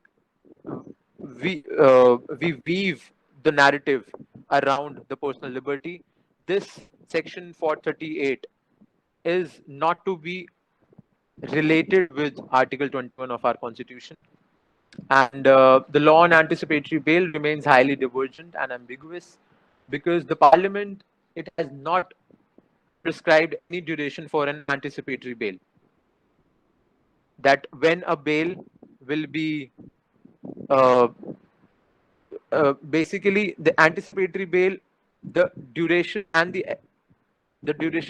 its run in the criminal justice system as to when that anticipatory bail will cease to exist. There is no one authority on that, although some courts follow the landmark judgment of Gurbash Singh Sibia's case, wherein it was held that the court may limit the operation of the order if there are cogent reasons keeping it operational for a short period after filing of FIR. Also, it is very cumbersome, because while applying for anticipatory bail, the applicant has already furnished for bails or any essential sureties. So the court usually, if there is no filing of FIR, the court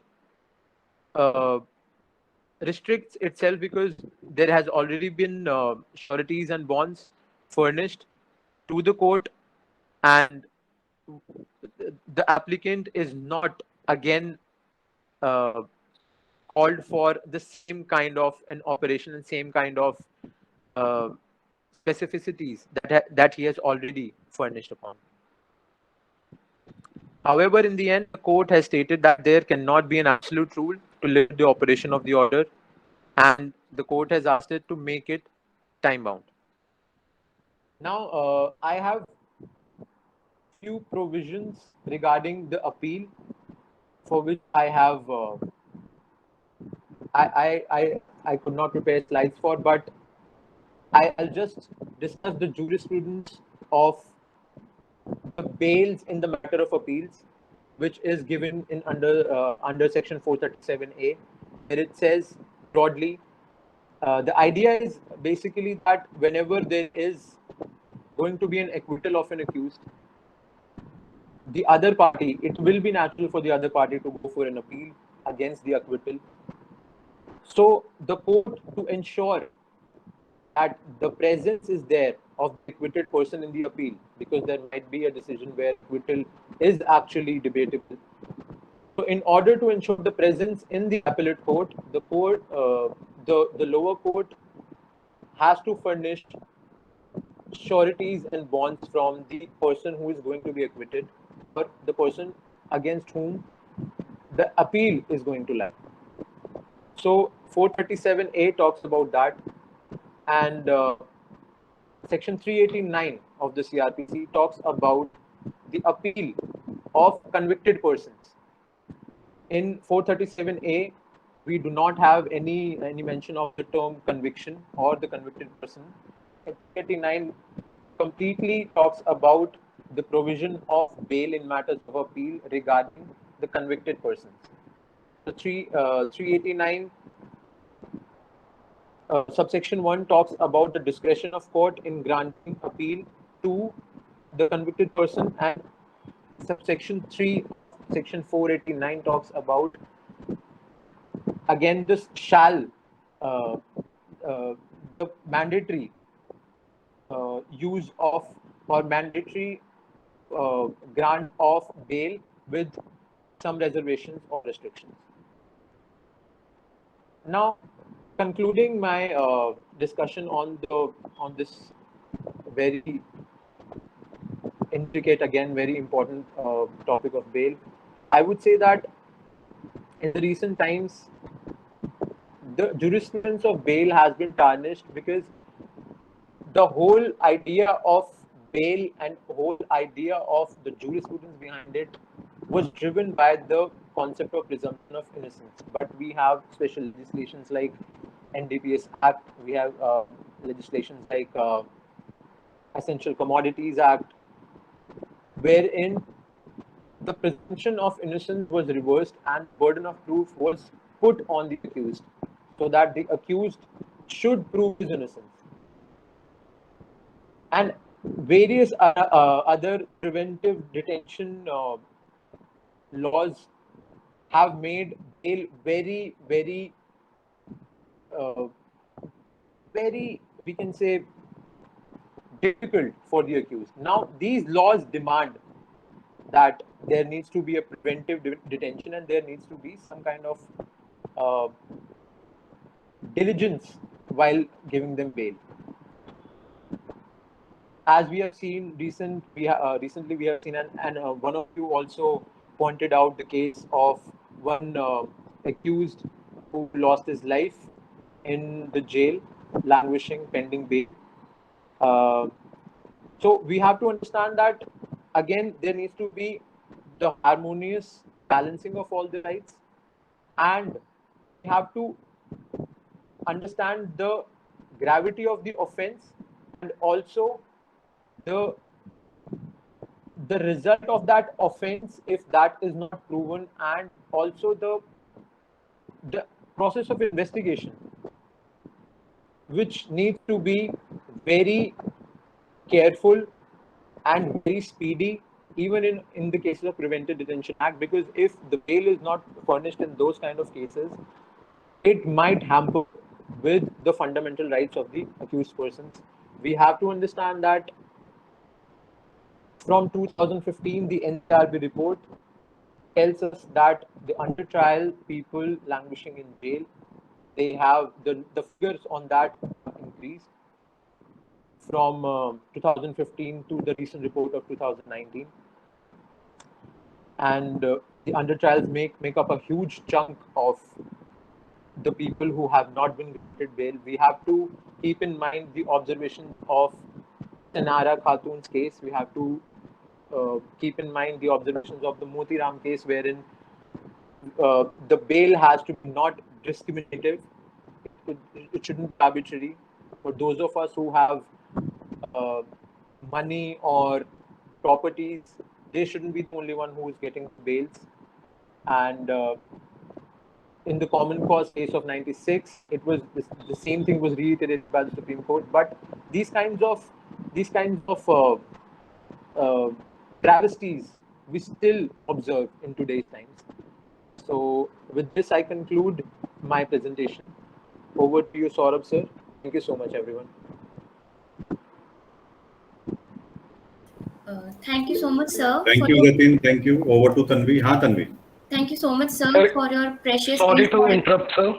Sorry to interrupt, sir. If I may be allowed to ask a question, sir. Question answer session will follow. Don't worry. Just hold for a second. Ha, Tanvi.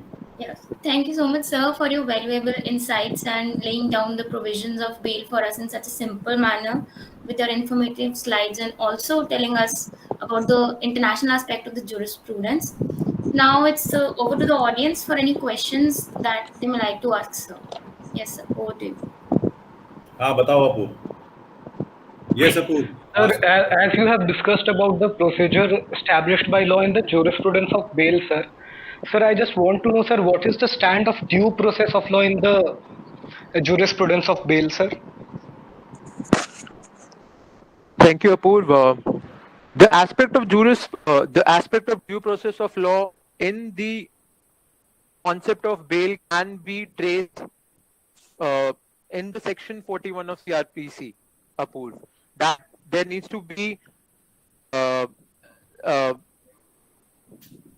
all the informations provided to the arrested person, and there needs to be a proper hearing of the applicant who is furnishing for bail, that there needs to be a proper chance given to the public prosecutor also while deciding on the bail, especially in the matters which concern grave offences. So all these aspects, just like I said, that we need to follow CRPC as a civil document, civil liberty document. All these things that all the sides are heard, and the aspect of or background of the accused in a particular case, because we as one of you also discussed in the previous segment, that all the celebrities and the famous journalists, they have this access to court, access to justice very speedily. But we have provisions in our CRPC wherein barring all the, as said, the ego clashes and all the arbitrariness and all the monetary considerations that one sees when a case is adjudged, we have to follow strictly the words of all these provisions given in the D.K. Basu case, in the Anesh Kumar case. All these aspects of bail, all these observations regarding the bail, all these observations make up the due process aspect on the provisions concerning the bail. Thank you, sir. Thank you so much. Hi, Ishan. Ask the question. So you cited one judgment wherein it said that the court observed that anticipatory bail is not part of Article 21. Why is that so? Because if we look at the idea of anticipatory bail, it is to protect an accused against whom there is a malicious FIR, to protect him from going to jail and spending time there and then applying for bail. So shouldn't that be a part of Article 21 and your personal liberty? Ishan, you are not audible. Ishan, you are not audible, Sir, Ishan. you cited one judge. Am I audible now? You repeat your question because we were not able to hear you properly. You repeat your question, Ishan. So you said one judgment wherein the court observed that anticipatory bail is not a part of Article 21. Isn't that Ishan, video with do apne. Ishan, video on kar lo. Actually, एक minute, sir. I'm audible now? Yeah. Yes. Yes, Ishan. So actually, you cited one judgment wherein you said that Article 21 का part नहीं है anticipatory bail. Hello. And when we बड़ा ही weird opinion है, because when we look at anticipatory bail, we look at a person should not be spending time in jail, and rather he should be applying for anticipatory bail when there is a malicious FIR against him. So shouldn't that be you a are part not of the audible. Ishan, you are not problem कर रहा है आज. मैं एक बार Ishan, you can post your question in the chat box if you can. Okay. Yeah, you can do that. Yes. Vivek, bolo Vivek Chaudhary. Sir, I have a question. Yes, yes. Why Go in ahead. juvenile act there is not express provision that enable to juvenile to a anticipatory bill? Juvenile question would better be addressed by our next speaker, Vivek. Yes, sir. Juvenile. So hold on for that for the next speaker. Is there any So, sir, other question, Vivek? yes, sir. My Ah, second question is, according to Prison Statistics 2019, around 69% of total prison inmates are under trial in India. And sir, if the accused person is ready to face fair trial, then why court does not give bail for them? Because we see in a lot of cases of Supreme Court or High Court that said that bail is the rule and the jail is the exception. so why is Okay, there Vivek. such a big under trial population, right? Yes, sir. Ah. See, Vivek, there are a lot of reasons for that. We have, I mean, let's not even start about the vacancies in the lower judiciary. We have a lot of vacancies in the higher courts as well. We have uh, the investigative agencies not doing their uh, duties properly. They are not following the letter of law in its entirety, and also we have this the discretion part of the judiciary is very important, because the way a judge sees the whole case and the way the prosecution has presented the case to the judge, that forms up a major chunk of why a particular person is still being under trial. Because we have amendments like 436A, we have we have explanations to 436A, and still we see a lot of under trial people languishing in the jail. We see a lot of less convictions. Again, going back to the preventive detention laws, we have a lot of people arrested and then ultimately they are not convicted. So the whole understanding of a particular offense for which that accused is roped in, and the whole understanding of the law vis-a-vis the investigative agencies, and of course the vacancies, all these factors make up, according to me, this huge and very shameful number of 69% of under trials still languishing in jail. Thank you. Thank you, sir. Ishan, go ahead.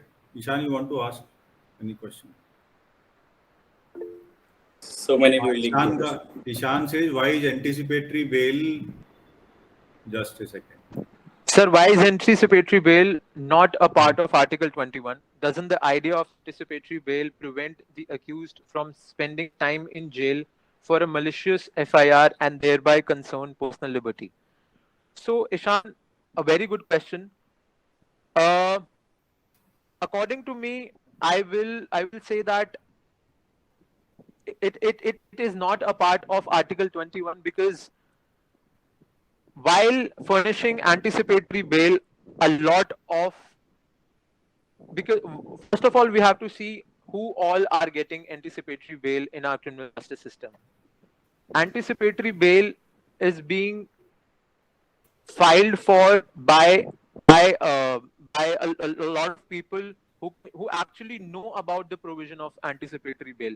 A lot of the people, people who are languishing in jails, they do not even know about their right to bail. So any apprehension which may be frivolous, which may be of not of such a great concern, and which might not give a full picture of what lies ahead in the future, I believe that is the reason why the court has not associated the provision of anticipatory bail with Article 21 of the Constitution. I believe that might be the reason, because we have seen a lot of cases where the anticipatory bail is furnished, but then again, eventually it was seen, or it was concluded that it was on frivolous grounds, or on false grounds, on misleading grounds. So I believe that's why the court has refrained themselves from associating the concept of anticipatory bail with the provision of Article 21. Thank you, sir. Thank you, Ishan. And thank you, Jatin, also for sharing your views with us today. Thank you. Now over to Tanvi. Tanvi, are you around? Yes, sir. Yes, sir. Here. Tanvi. I would like to introduce the audience to our next distinguished speaker, Dr. Askan Kumar Pandey. Dr. Askan Kumar Pandey is the founding faculty member of Dr. Ram Manohar Lohia, National Law University, Lucknow, and coordinator of Center for Criminal Justice Administration.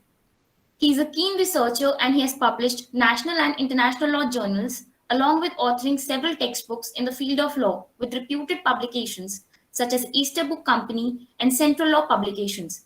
He's spearheading a UNICEF-funded mega project across 26 districts of Uttar Pradesh for creating a robust child protection system. Sir, I hereby invite you to kindly share your views with us. Thank you very much, Tanvi, and welcome, sir. Honorable Chief Guest in absentia, Honorable Mr. Justice V.N. Sinha, whom I had the privilege of listening right from the very beginning when he and Mr. Saurabh Rana were having an informal discussion even before this program began at 1. Respected Professor Dr. Mahavir Singh, Professor in Charge, Law Center 2.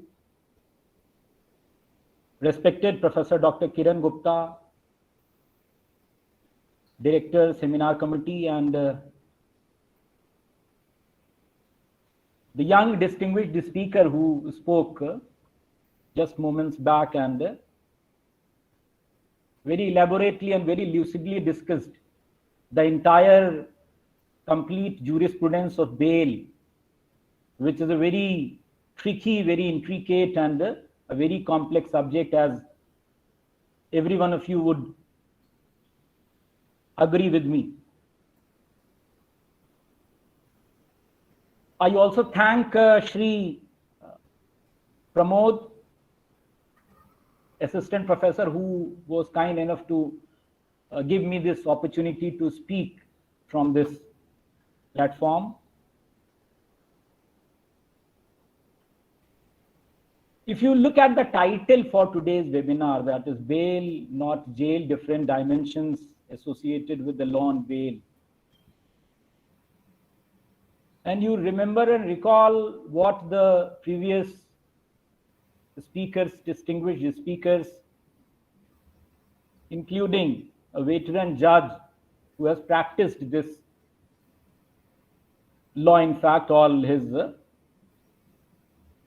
career, you would find that the law on bail is still in a state of flux. The law on bail is still in a state of flux. And the question of bail, when we think of children, I remember that one of the last questions, rather the last question that was asked to Honorable Mr. Justice V.N. Sinha was on the question of bail to children. And I'm sorry, I'm not able to recall the name of the student who asked this question. He was Arjun. Arjun Singh, yeah, Arjun Singh. Arjun, are you around? Yes, Arjun asked this question. You repeat your question now. He talked about section 82 of 82, IPC. 82 and 83 he of talked IPC. about section 83 of IPC, section 82, 83 of IPC, and another question that was asked to my young friend Jatin was that why there is no provision as far as anticipatory bail is concerned in the Juvenile Justice Care and Protection of Children Act of 2015. So when we are here to discuss different dimensions associated with the law on bail, certainly one of the important dimensions would be the law relating to bail vis-a-vis children who are in conflict with law, whom we informally call delinquent children. But before I formally begin with my discourse on the law relating to bail vis-a-vis children in conflict with law, I would be recalling the exhortation that was made by Honorable Professor Mahavir Singh. He said that we are here to learn, relearn and revisit the law relating to bail. With due regard to you, sir, I would add that we are here to unlearn as well. Because unless and until you unlearn so many things, you would not be able to learn the emerging jurisprudence of bail vis-a-vis children in conflict with law. So children are different and they are governed by a different justice system that we call juvenile justice system, is all too well known to every one of you, and I need not elaborate on that. Often offenses that are committed by children, they make headlines, and the horror stories that we all of us read in print media, electronic media, in social media of December 2012 are still fresh in our mind, where it was reported by the media that one of the accused persons, there were 6 persons who had committed the offense of gang rape and had eventually also caused the death of that young promising girl who was out in Delhi to enjoy her life with a male friend. She was attacked and she was arrested. I need not revisit that story. I need not revisit that incident. One of them was under the age of 18 years. Of the 6 accused persons, one had committed suicide pending trial. One was adjudged juvenile and was dealt in accordance with the then applicable JJ Act of 2000. The remaining 4, they were subjected to what we call trial in accordance with the adult criminal justice system, and were eventually executed after they were awarded death penalty. But the law of 2000 is no longer available today.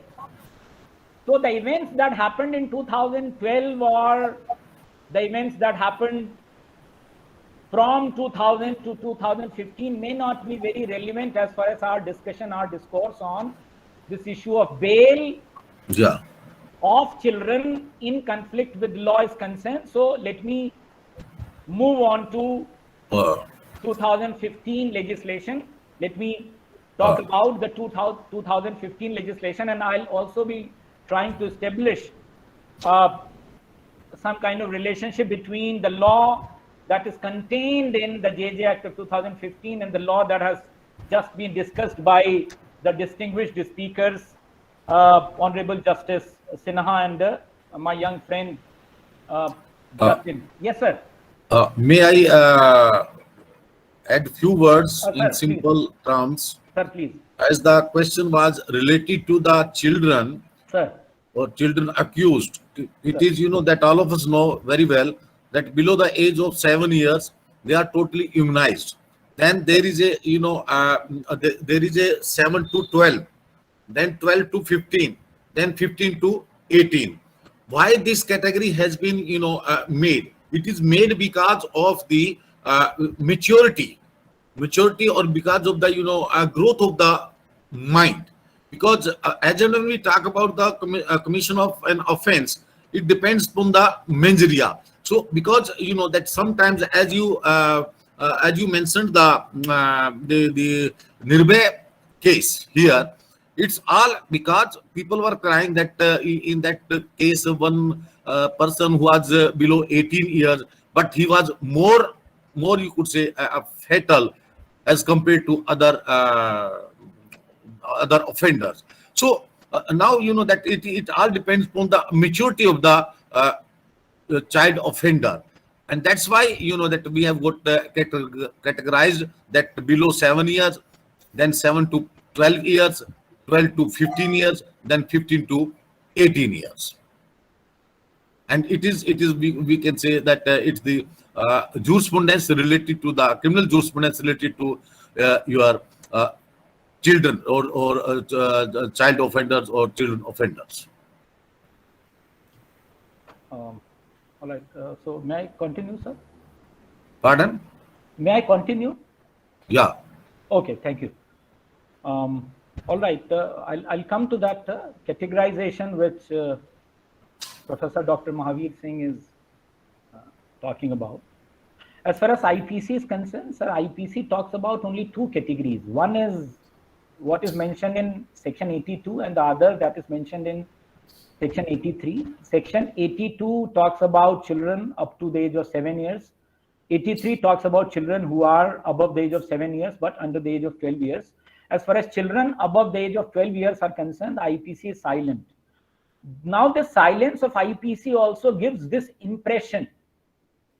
I won't say that this is the law. I won't say that this is the jurisprudence.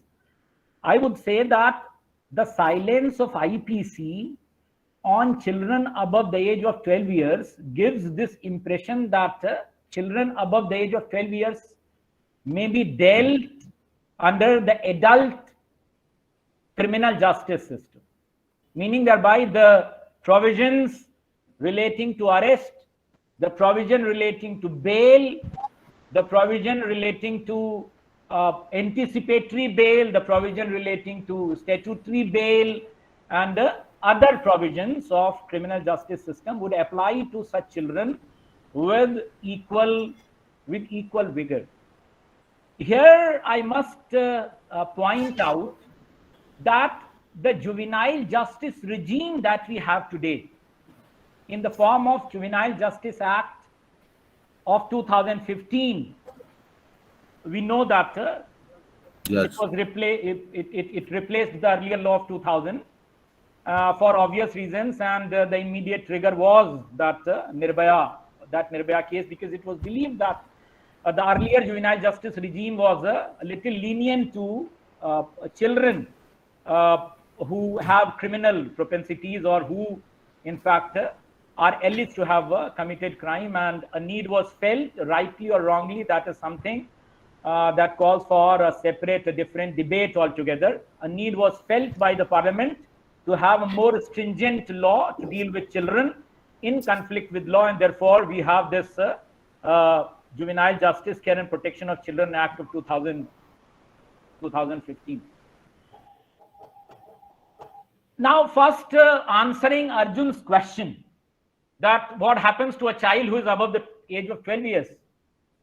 Arjun, any child, and when I use the term child, I mean a person who has not completed the 18th birthday on the date when he is alleged to have committed an offense, must be dealt and must exclusively be dealt in accordance with the provisions of the JJ Act of 2015. Now, Professor Mahavir was talking about a further sub-classification. Sir, that sub-classification of children envisaged under the JJ Act of 2015 is for very limited purposes. Children have been further classified into an age group of 16 to 18 years. Sir, it's 16 to 18 years. But that group of children aged 16 to 18 years would be amenable to an almost adult criminal justice system only when they are alleged to have committed heinous offense. And after preliminary assessment, which is a novel provision in the scheme of JJ Act of 2015, the Juvenile Justice Board has found that they have sufficient mental and physical maturity,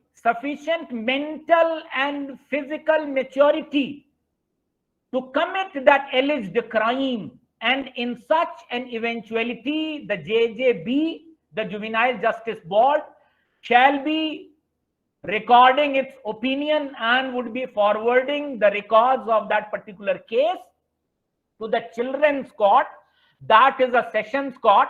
But what is very important at this juncture is I am still not into the realm of bail jurisprudence, because this question relating to section 82 and section 83 was asked, so I thought that I must answer that question first before I move on to the jurisprudence of bail vis-a-vis children in conflict with law.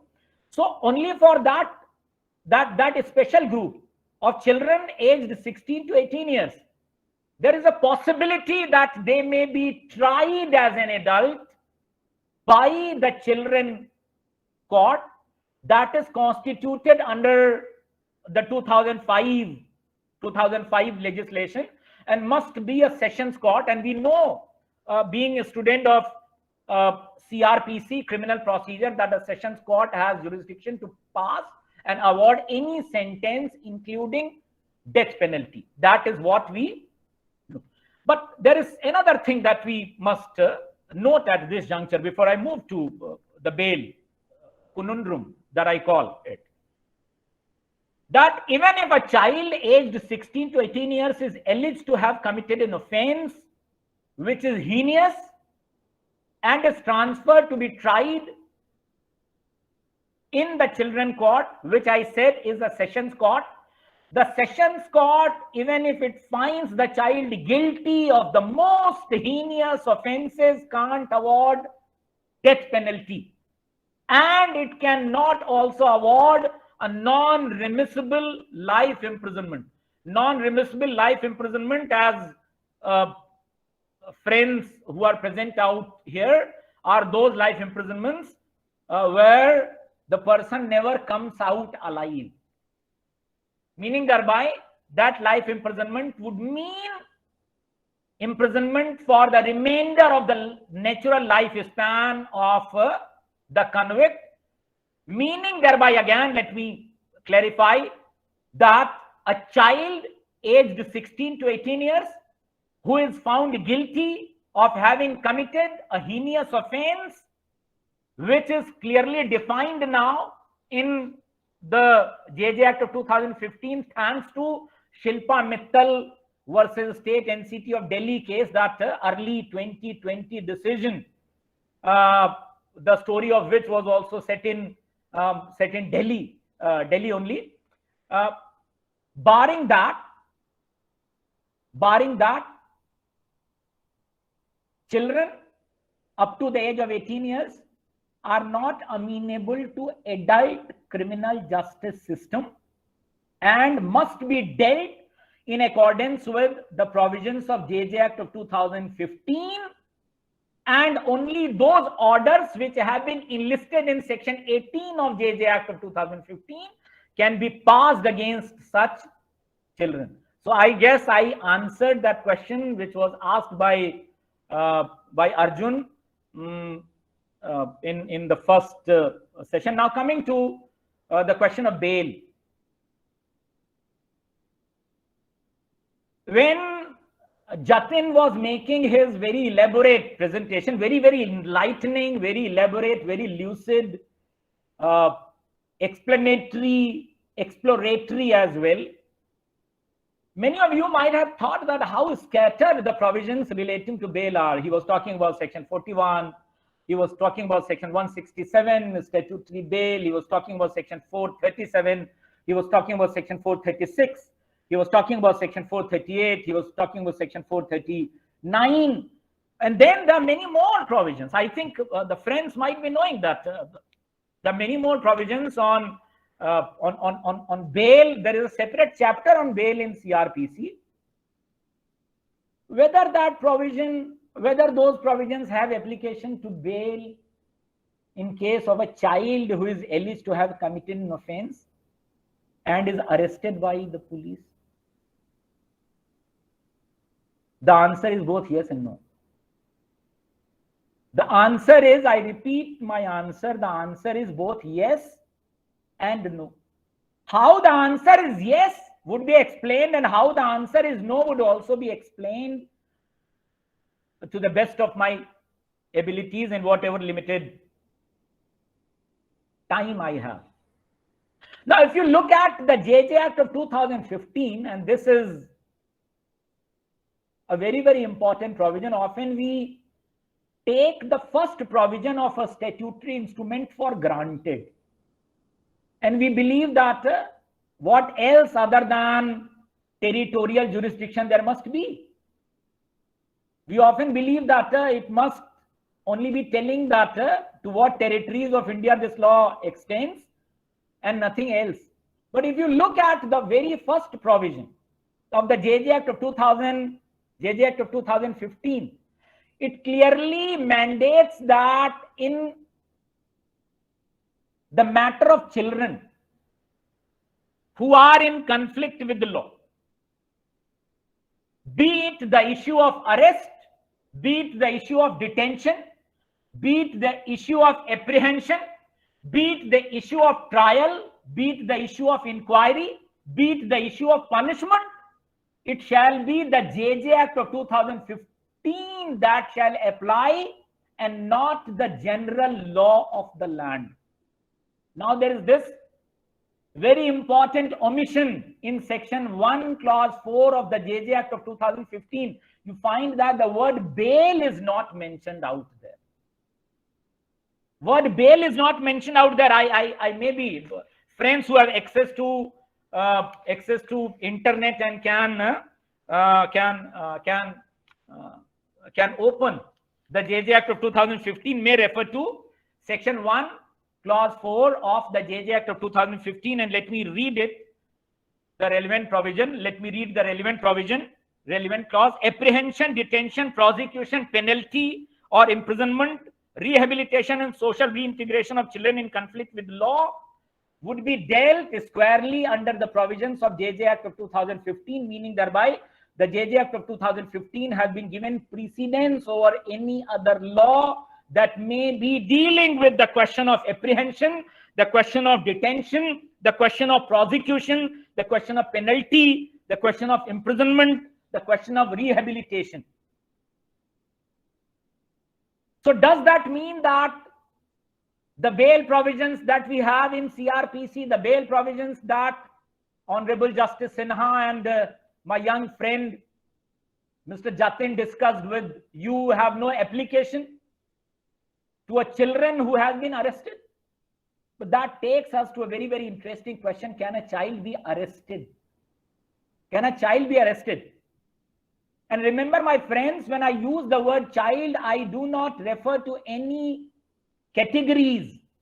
I refer to a person who has not completed the age of 18 years on the date when he is alleged to have committed an offense. It could be that a person committed an offense on the eve of his 18th birthday, and the question of his arrest arose a day after he celebrated his 18th birthday. The law says that he would still be treated as a child, meaning thereby the date, the cutoff date, the threshold would be the date on which the person is alleged to have committed that offense. If the person alleged to have committed that offense was under the age of 18 years, on that date, he would remain the subject matter of the JJ Act of 2015. And it's not that because he has now turned 18, he has now been major, he has now become adult, he would be amenable to the regular criminal law, including the regular criminal procedure that we also call the adult criminal justice system.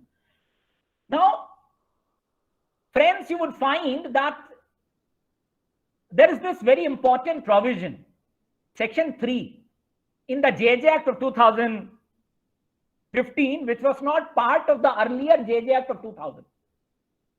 Rather, that was part of the JJ rules of 2007. Now, rules are secondary, subordinate legislation, and often we miss out on rules and we treat the primary legislation, the parent legislation, as a be all and end all as far as the law on that particular subject is concerned, which is a wrong approach, which is a wrong attitude. Nonetheless, the JJ Act of 2000 did not contain any overarching principles that would be governing the juvenile justice system. That melody was corrected in 2015's legislation. And in Section 3, you have 16 basic principles. I call those 16 basic principles as heart and soul of juvenile justice system. If you want to imbibe the core values of juvenile justice system, if you want to understand the juvenile justice system, if you want to appreciate the fine differences between the adult criminal justice system and the juvenile justice system, I exhort you to go through those 16 principles, and principle 8 of those overarching fundamental governing principles is principle of non-stigmatizing semantics. Principle of non-stigmatizing semantics bars use of words which we very frequently use in adult criminal justice system in processes pertaining to children. For example, arrest is a very common word, very widely used. I think right from 1 o'clock when we started this program, every one of us have used the word arrest. There can't be any question of bail unless there is an arrest, or at least there is an apprehension of arrest. When the question of anticipatory bail arises, this is what you have learned. This is what is the major takeaway from the earlier discourses, from the earlier discussions. But principle 8 says that don't use those accusatory words. Don't use those words that we normally use in adversarial system, and ours is an adversarial system. Arrest is an accusatory word. I think you might be aware that only yesterday how the Supreme Court has clarified a very basic law contained in section 170 of CRPC, when it said that it's not mandatory that a person must be arrested and taken into actual custody at the time of filing of charge sheet, and deprecated the practice of many courts in this country that insist on production of the accused against whom a charge sheet is filed after he is being arrested. So arrest is there. As far as adult criminal justice system is concerned, the juvenile justice system bars use of these words which are accusatory. The Supreme Court had emphasized that arrest has very serious repercussions. Not only arrest, I think every speaker before me emphasized on that how arrest leads to curtailment of liberty. Arrest not only leads to curtailment of liberty, arrest also leads to diminishing your dignity, diminishing your esteem in the eyes of the society. And this is exactly what the Supreme Court has emphasized in that decision of yesterday that is being widely reported in the print media and all. So let me tell you that there is a clear bar, there is a clear prohibition against use of these accusatory words in the juvenile justice system while talking about children in conflict with law. So we don't have arrest. So if we don't have arrest, how is this question of bail then relevant? Instead of arrest, the word that has been preferred is apprehension. Apprehension. Now, without going into the details of the difference between arrest and apprehension, let me tell you that both result in curtailment of your liberty. Whether you use the word arrest, whether you use the word apprehension, the result is same. What is the result? The result is curtailment of your liberty. What is the result? The result is a diminished dignity, a diminished reputation in the eyes of the society. That is an affront on your dignity, of course. So when the word arrest has not been used and the only word that has been used is apprehension, we need to now look into the jurisprudence of bail under the JJ Act of 2015 and also discuss the question that whether the CRPC provisions pertaining to bail have any application whatsoever to the question of bail of children in conflict with law. Now, this takes me to the second question that was asked immediately before my session started, that why there is no provision relating to anticipatory bail in the JJ Act of 2015. Now, where did you read this, my young friend? That there is no provision for anticipatory bail in the JJ Act of 2015. The sole repository of law relating to bail of children in conflict with law is section 12 of JJ Act of 2015. The sole repository, I must say. The only provision in the whole of JJ Act of 2015 is section 12 of the JJ Act of 2015. Now, JJ Act 2015 contains many provisions that have been retained verbatim from its earlier avatar, that was JJ Act of 2000. JJ Act 2000 is no longer on the statute book, but you would find that quite a few provisions, including the provision relating to bail, have been retained almost verbatim. It would not be wrong to say that the law relating to bail, which was interestingly and incidentally contained in section 12 under the JJ Act of 2000, uska section bhi 12 tha. Even the number of section has not changed, has been retained almost verbatim in JJ Act of 2015. So we may say that the two provisions are in pari materia.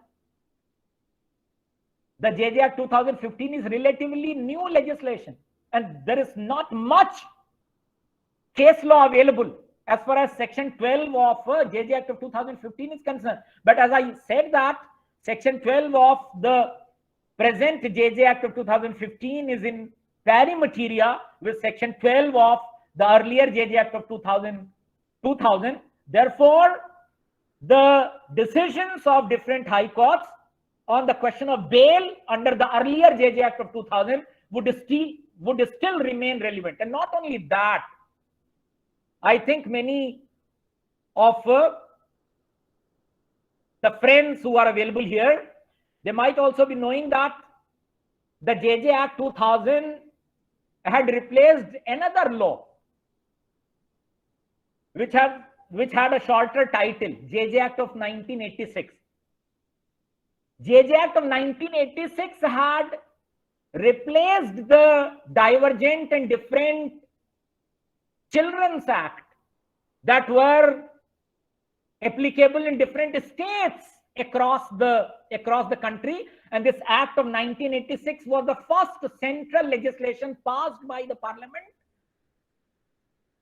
to provide for a uniform juvenile justice regime across the country.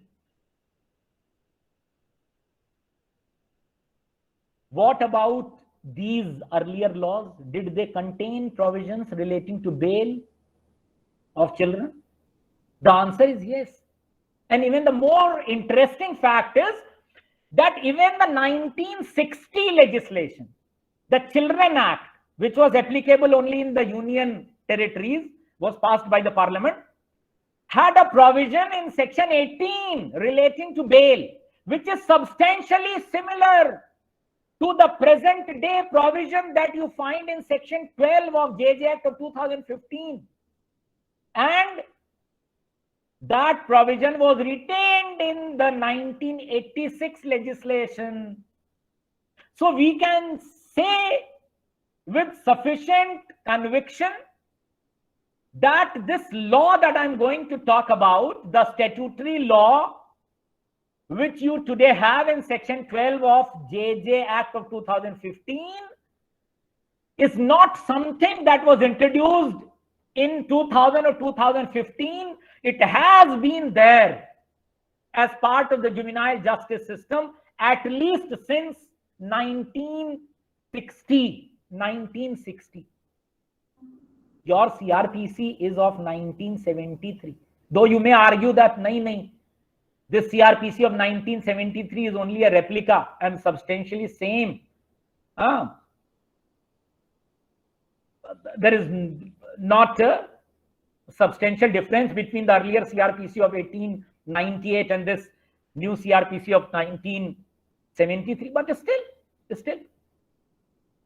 And Jatin was pointing out that how this provision relating to anticipatory bail was not part of the original scheme of bail and made a late entry into the scheme of things as far as law relating to bail in adult criminal justice system is concerned. So responding to that question that was asked, that there is no provision relating to anticipatory bail in JJ Act of 2015, I would say that you need to read section 12 again.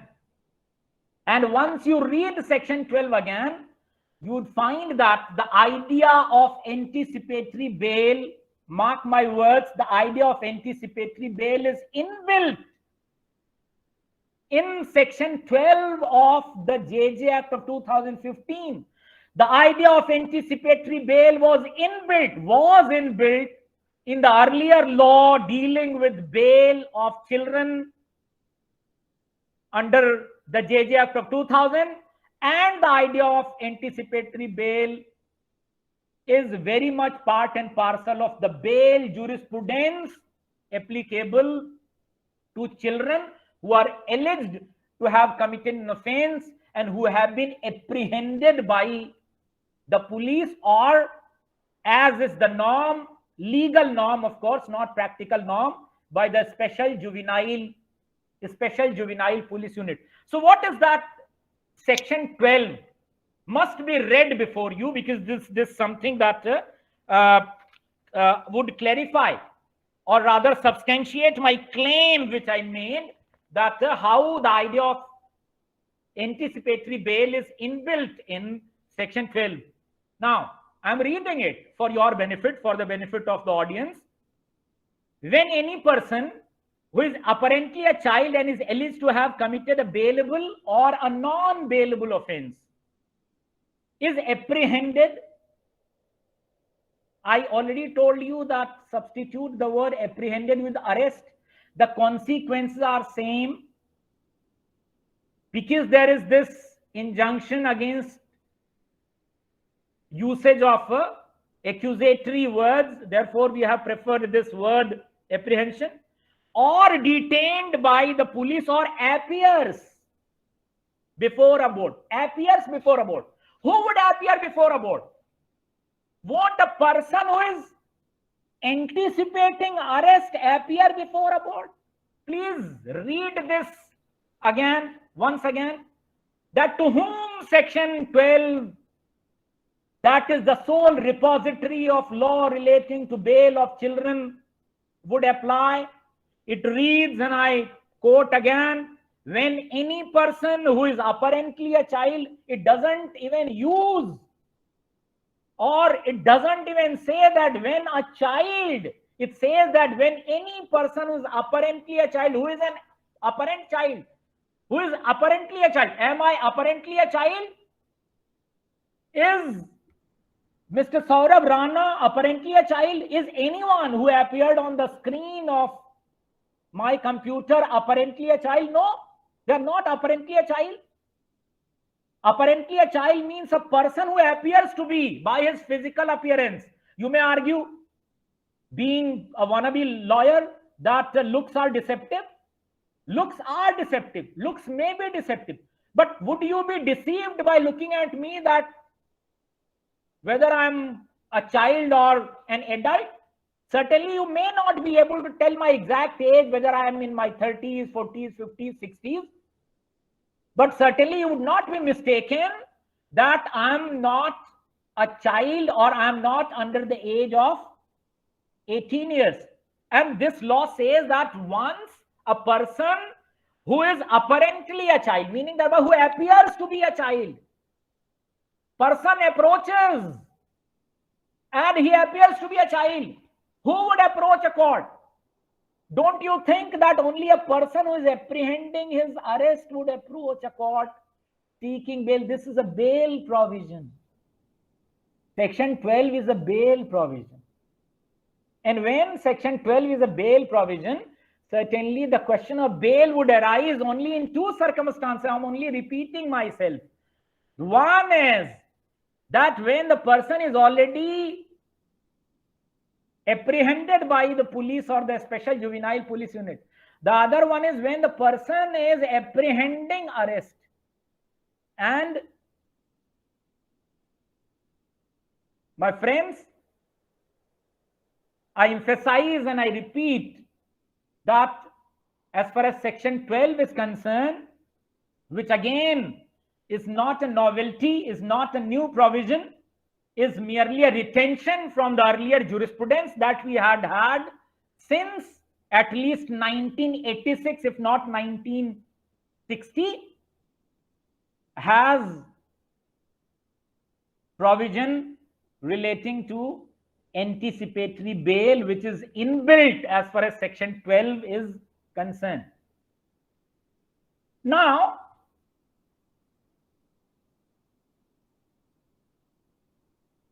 this is not the end of the matter, unfortunately. When I told you that the idea of anticipatory bail is very much inbuilt in section 12 of the JJ Act of 2015, unfortunately, that is not end of the matter. Why? Because applications are still being filed before the appropriate courts for securing anticipatory bail by children under the relevant provisions of CRPC. Section 438 was very elaborately dealt. 438 anticipatory bail provision is not part of the scheme envisaged by Article 21 of the Constitution, was explained by Mr. Jatin. A question was also asked by one of the participants, a very good question. I liked the question. I liked the way the question was framed. And I also agreed with the person who had asked that question, that yes, it is part of your right to life and personal liberty. There may be false accusations. So why shouldn't the law relating to anticipatory bail be also treated as part of the scheme relating to right to life and personal liberty as interpreted and expanded by the Honorable Supreme Court over a period of time? There is no doubt. There is no doubt. But the question of anticipatory bail to children is even more complex. More complex. Some observation was being made that how only a fortunate few are aware of this anticipatory bail provision. Only a fortunate few are aware of the anticipatory bail provision. An observation was made by Jatin, and I completely agree to that, that how those who are languishing in jail, in adult prisons, they are not aware of their rights, their constitutional rights, their fundamental rights, the provisions relating to bail. Isn't it possible that a person doesn't know that there exists a separate regime governed by the JJ Act of 2015? Policemen don't know. With all due respect, many judges don't know. It's a new jurisprudence. It's an emerging jurisprudence. It's a developing jurisprudence. And how it is emerging jurisprudence, how it is developing jurisprudence can best be gauged by the fact that there is not a single decision of the Supreme Court, mark my words, single decision of the Supreme Court that deals with the law relating to bail of children in conflict with law. There are conflicting decisions of different high courts. But I must say that the most convincing decisions are the decisions of Delhi High Court. The Delhi High Court has shown that how the provisions of the JJ Act of 2015, including the bail provisions, must be interpreted in the best interest of children. But unfortunately, many other high courts, including the Allahabad High Court, the largest high court in this country, has failed to appreciate the jurisprudence and has failed to read between the lines as far as the law relating to bail of children is concerned. And often I can quote the scores of decisions where the courts have said that Section 12 is a complete code on bail. Section 12 of the JJ Act of 2000, which I said is in almost pari materia with Section 12 of the contemporary law on juvenile justice, that is JJ Act of 2015, is a complete code on bail, is still the old baggages of their bias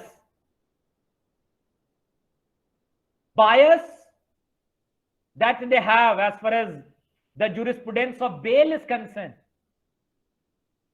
is still carried in the realm of the juvenile justice system, and that creates a lot of confusion. And the law relating to bail of children remains in a greater flux. I could see that Mr. Saurabh is looking at the screen very impatiently. I think I've exceeded my time, and there may also be a few questions on this. Sir, you can carry on, sir. Saurabh, can I continue for 5 more yes, minutes? Sir. Please, sir, there is a lot that has to be covered, but I know that I won't be able to cover the entire. I have a little question with reference to what you were talking about. Okay, yes. Can you hold? Can you, Arjun? Can you type that question so that I finish? So actually, my question is in continuance with your lecture, sir. That's why I point. Okay. So Saurabh, he may be allowed, I think. Right, sir. Okay. So my question is that under Section 438 of Criminal Procedure Code, there is no bar on the age limit that any children cannot apply for anticipatory bail or any person. There is clearly written that any person, if apprehended to arrest on the non-bailable offences, they may be given the anticipatory bail. Okay. So, what is the question? So it was on the question that whether in the scheme of juvenile justice, the anticipatory bail, why not given the provision? And sir is not saying that where is sir saying that anticipatory bail is not available for juveniles? He has never said it. Sir, sir, your please. question was, I think this program is being recorded and I've been a very keen listener to each one of you. Your question was specifically in the context of Juvenile Justice Act. You did not, in your original question, you did not refer to section 438, my friend Arjun. So my question was on that. You specifically asked about absence of anticipatory bail provision in the JJ Act of 2015, to which I responded that you need to reread that provision. So actually, I have asked the question. Yes. So I have asked the question: status of bail on the children who are more than 12 years of age and less than 18 years of age. Okay. No. When we talk about the status of bail vis-a-vis children, where does the question of persons above the age of 18 arise? If the person is above the age of 18 years on the date of offense, certainly section 12 of JJ Act of 2015 has no application whatsoever. Then whatever was discussed by Honorable Justice Sinha and Mr. Jatin would be the governing law. I'm telling you the governing law when a person under the age of 18 years has been apprehended or is apprehending apprehension or is fearing apprehension. And then I told you that section 12 has an inbuilt provision for anticipatory bail, and I stand my ground. I think you would be reading that once this session is over and would be agreeing with that. Yes, I refer this section actually. Arjun, the provisions relating to bail in CRPC are not age specific.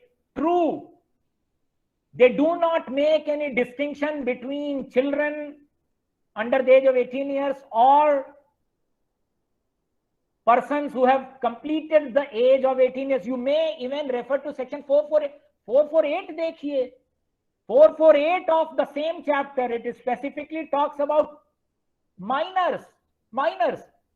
But section 448 of CRPC has no application, let me tell you. Once the law, a specific law dealing with the question of bail of children has been enacted, any provision that is in derogation of the provisions relating to bail in JJ Act of 2015 shall have no application. That is the law, that is the jurisprudence, that is the final conclusion that we may draw. But as I already said, that it doesn't mean that if there is a beneficial provision, please try to understand, if there is a beneficial provision relating to bail in CRPC, which is not age specific, and a child wants to avail that provision or wants to avail the benefit arising from that provision, several high courts have said that a child cannot be denied the benefits arising from those provisions. Only those provisions that deny child a benefit that he would otherwise be entitled to being a child under the JJ Act of 2015. Those provisions of CRPC would not apply. So you may remember I had asked a question to myself, rather I had addressed that to you, that whether the CRPC provisions apply to children. And I had said that the answer would be both yes and no. Yes, only when those CRPC provisions are beneficial to children in securing bail and would have no application. If they make the process of bail more onerous, more difficult, if they make the process of bail more onerous, more difficult for a child, certainly those provisions of CRPC would have no application, and the question of bail would be dealt in the four corners of Section 12 of the JJ Act of 2015. Now taking this discussion further, invocation and application of anticipatory bail provision in the scheme of CRPC has been the most contentious and graced area vis-a-vis the JJ Act of 2015. It's needless to mention that the anticipatory bail provision was engrafted in the criminal jurisprudence to protect an individual from unnecessary restraint on personal liberty. However, maintainability of an anticipatory bail application of a child is far from settled, and different high courts have shown different approaches. Rajasthan High Court, for example, in Sachin versus State of Rajasthan, observed that the concession of anticipatory bail can be denied to persons, including a child, accused of grave offences. Madras High Court in K. Vignesh versus State. I have the citation for both the cases. This Rajasthan High Court decision is that of 2011. The Madras High Court decision is of 2002, I'm sorry. The Madras High Court had taken a hyper-technical interpretation of the word apprehend as used in the different provisions of the JJ Act of 2000. Holding that as the legislature had used the expression apprehend in relation to a child in conflict with law and not arrest, it did not intend to empower the arrest of a child in conflict with law, and therefore an application for anticipatory bail to High Court or a Court of Sessions is not maintainable. This is what the courts have said. But then there are decisions of the High Courts. Decisions of the High Courts. And what is very important in this regard is decisions of larger benches. Most of the decisions on question of bail are single bench decisions, further muddying the already muddied water as far as anticipatory bail of children is concerned. So a few high courts, including a Madhya Pradesh High Court, larger benches have held. Kerala High Court, a larger bench of Kerala High Court, has held that anticipatory bail under the CRPC or the recourse to anticipatory bail under the CRPC is not denied to a child on this mere technical ground that because there is no apprehension of arrest. I told you that forget the difference in the terminology, forget the nomenclature. As Shakespeare said that what's there in the name, naam mein kya rakha hai? Look at the consequence. What is the consequence of arrest?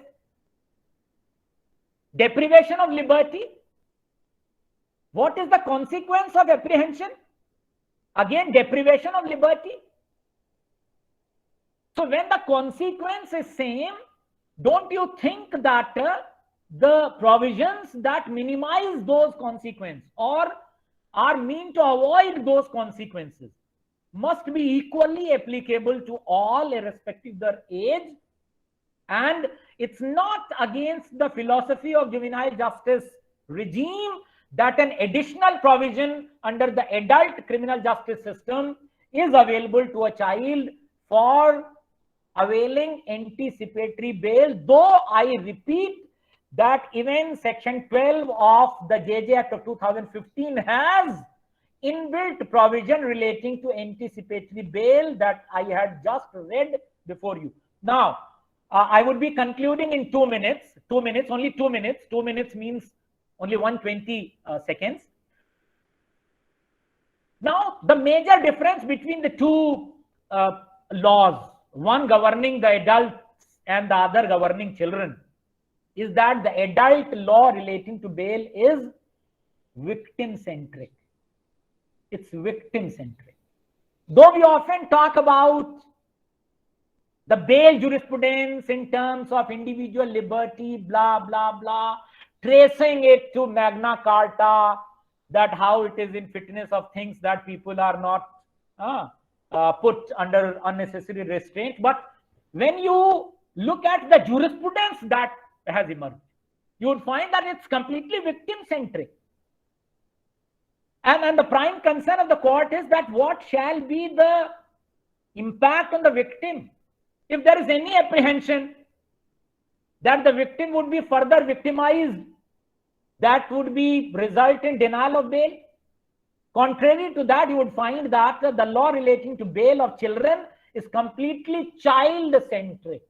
Completely child-centric, and there is no indication in section 12 that it's victim-centric. And let me tell you that there are only 3 conditions, all very clearly mentioned in section 12 itself, on the basis of which bail may be denied and no other ground can be invoked. No other ground.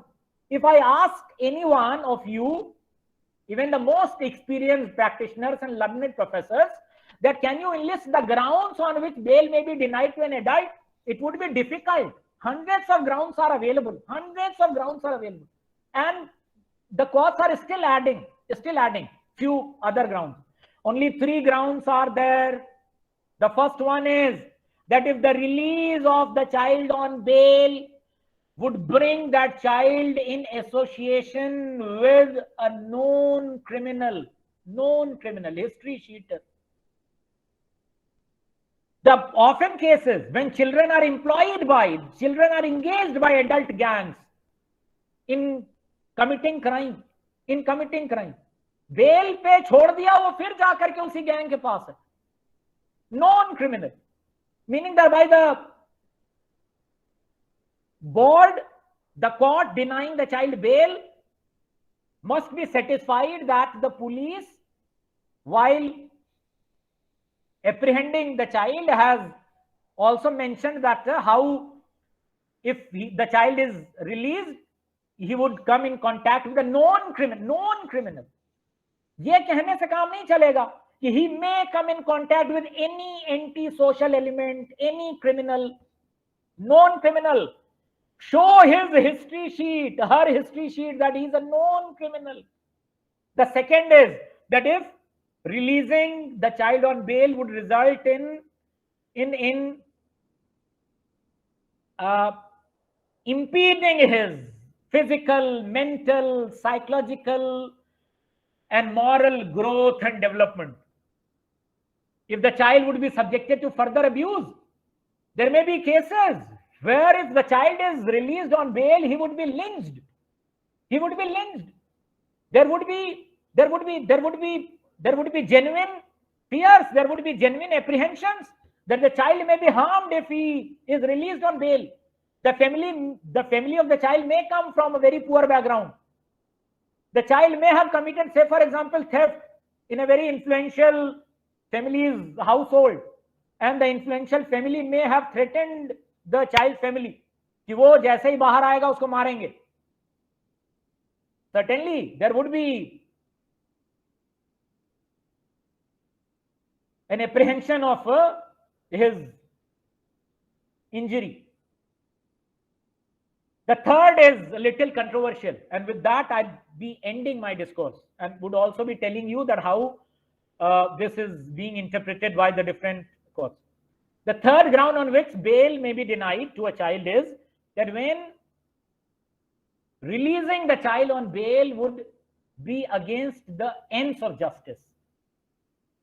Different high courts have interpreted this phrase end of justice, what would defeat the end of justice, differently, unfortunately. Allahabad High Court has said that if the crime is very serious and heinous in nature, is something that shocks the collective conscience of the society, releasing the child on bail would be defeating the interest of justice, whereas the Delhi High Court in a catena of cases has held that no, the idea of justice in section 12 is juvenile justice and not justice as generally commonly understood in adult criminal justice system. So with this, I end my discussion on the question relating to bail of children. Thank you very much for this opportunity. Thank you, Mr. Saurabh. I'm open to Thank you. any questions. Thank you, sir, for sparing your time. Now the floor is open for question. Avantika raised her hand. I don't know if she is the first one. Sir, Yes. yes, sir. हाँ, Sir, actually, you asked, you said that the word arrest cannot be used. The word apprehension Has is used not been because used. Has not been used, and I also refer to that rule relating to non-use of stigmatizing semantics, which I said. yes, sir. Because it results in curtailment of liberty or dismiss the dignity of it, right? Yes, And yes. on the other ground, you told a last state ground on which a bail cannot be granted, like if the child can be put into the other criminals, the known criminals, or if the bail would be granted, then physical, mental, or social threat be there, or if the bail could be granted, then it will be result in end of justice. So Yes. if on the one hand, if I'm saying that arrest is something which is taking my dignity, right, and it's something like diminishing my image of Okay. child as well, Great. and on the Great. other ground, you are Great saying that question. you cannot grant that bail. I got your question. I got Yes, your question. Now see, children are different. That is something that you need to understand. And this entire juvenile justice regime has assigned the role of parents patria to the state. The state is our parent. The idea of parents patria is inbuilt in the idea of welfare state that we all know. But more so in case of a juvenile. Now what I said, and I again repeat, that like in the adult criminal justice system where bail is the rule and jail an exception, bail is the rule and jail an exception, though there is no jail in the strict sense of the term. A child can only be put in observation home, or even if he is found guilty, he can be detained in a special home. But still those observation homes and the special homes are very much like adult prisons. Forget about the difference in the in the nomenclature. Now coming to your question, you said that there are 3 conditions on which bail may be denied. Didn't I tell you that bail is denied in the interest of the child? At times your life is more precious than dignity. जब life ही नहीं रहेगी तो dignity को लेकर के क्या करेंगे? Are you getting my point? When life is not, when your life is under threat, your developmental needs need be met. Your developmental needs need be met. Your life is under threat. You would be lynched, मैंने बताया. I think you are all aware that how small teasing may result in large-scale riots in this country. Incidents of eve teasing have snowballed into large-scale riots in this country. And eve teasers are often lynched. Eve teasers are often dealt very severely. Many a times even petty thieves are beaten up to death. So there may be an apprehension that if a child is released on bail, he would be beaten up. I told you that those 3 conditions are all in the best interest of child. And it is in the best interest of child that he remains under the detention facilities as envisaged under the JJ Act of 2015. This is what I Okay. would It conclude means by. it depends on the facts and circumstances of the case that whether these grounds will be put to their use or not. Who said that not? Okay. Yes, of course. Okay. Each case is different. Each child is different. Each fact would be unfolding differently in different circumstances. Yeah. Thank you. Absolutely. Yes. There's someone else, I guess. Apurv. And Vivek, both Yes, have sir. probably raised their hands. Yeah. Apurv. If I may be allowed, sir. Yes, please. Yes, sir. Good afternoon, sir. So my question is, can we say that, sir, bail of a child is exclusively subject to the provision of Section 12 of J&J Act, sir? All right. I believe that every question pertaining to bail of a child can be answered while looking at the provisions of Section 12. So in a way, yes. But then, if you ask me to answer this question strictly in accordance with what the JJ Act of 2015 says, in Section 1, Clause 4 of the JJ Act of 2015, I told you that certain words have been mentioned, that how the JJ Act of 2015 would apply to every question of arrest, apprehension, detention, prosecution, penalty. The word bail is missing. The word bail is missing.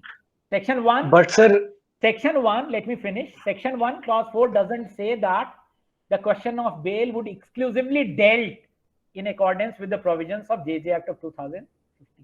But I conclude by saying that no question of bail would remain unanswered under Section 12 of JJ Act of 2015 if the section is properly understood and interpreted as per the intention of the parliament that enacted this law.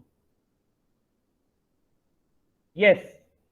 Apurv. Yes, sir. But in subsection 1 of Section 12 of JJ Act, sir, it is explicitly mentioned, sir, that notwithstanding of anything in CRPC, sir. Okay, great. Great. Yes, sir.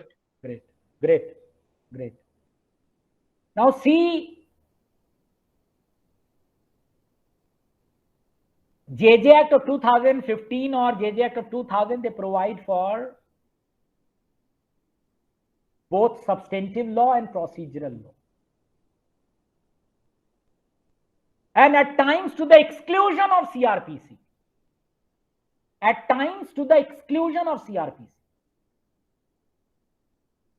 But here what you need to understand is that CRPC provisions would not be excluded unless and until they are against the interest of the child, or if they are in clear conflict with the provisions of the JJ Act of 2015, they can't be ousted, they can't be excluded. So when it is said that notwithstanding anything contained in CRPC, it only means that the statutory provision pertaining to bail, which are in conflict with Section 12 or for that matter any other provision of JJ Act, would have no application. That's it. It can't be that. Okay, sir. A provision which is for the benefit of a child or which is for general benefit, including benefit for a child, is also ousted, is also excluded because of this provision. No, I don't think so. Got it, sir. Thank you so much. Vivek, you have a question? Yes, sir. My question is except bail. May I ask, sir? Yes, please. Yes, please. Yes, sir. My question is, if the child has found guilty, then they have very less punishment. And sir, this is also misusing a lot. We see in practical example in UP also, in Nirbhaya case also. So sir, how can legislator harmonize the interest of child and punishment both? Okay, let me, I think, Vivek, your question calls for very sustained debate and discussion, of course. The deterrent effect of severe punishment. Yes, sir. Vivek, at the cost of sounding very progressive, I must tell you that severe punishments have no deterrent effect. कितना भी severe punishment होगा, including death penalty, it has no deterrent effect, first. Second, punishment is not an end in itself.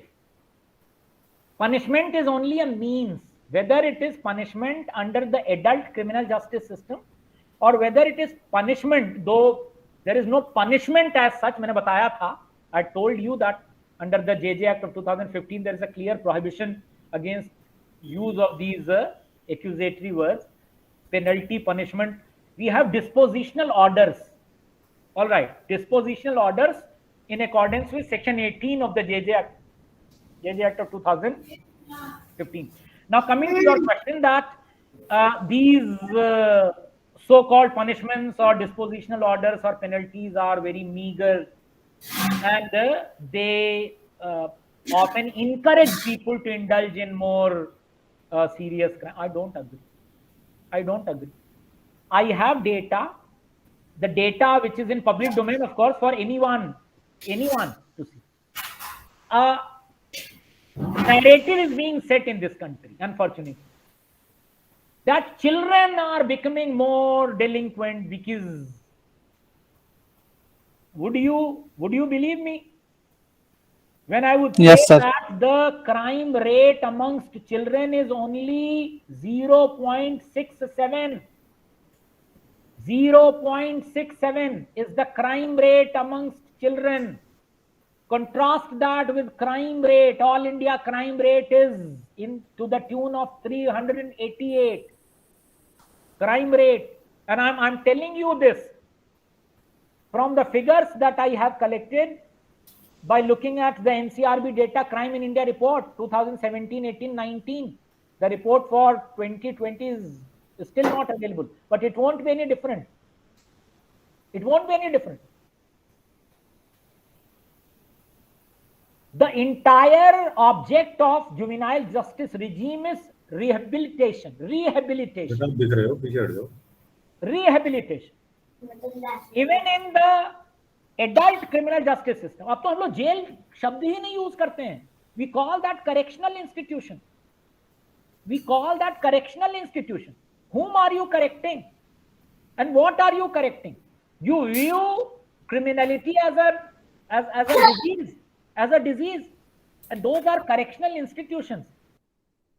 So when that correctional jurisprudence has made its entry into the adult criminal justice system, don't you think that there are more reasons for its entry and reception and welcome in the juvenile justice system. Another thing that I must tell you, that the juvenile justice system has sufficient provisions to strike a balance between the need of the society to remain safe. I agree that my pain doesn't lessen by the fact that the injury was caused by a child, and it increased by the fact that the injury was caused by an adult.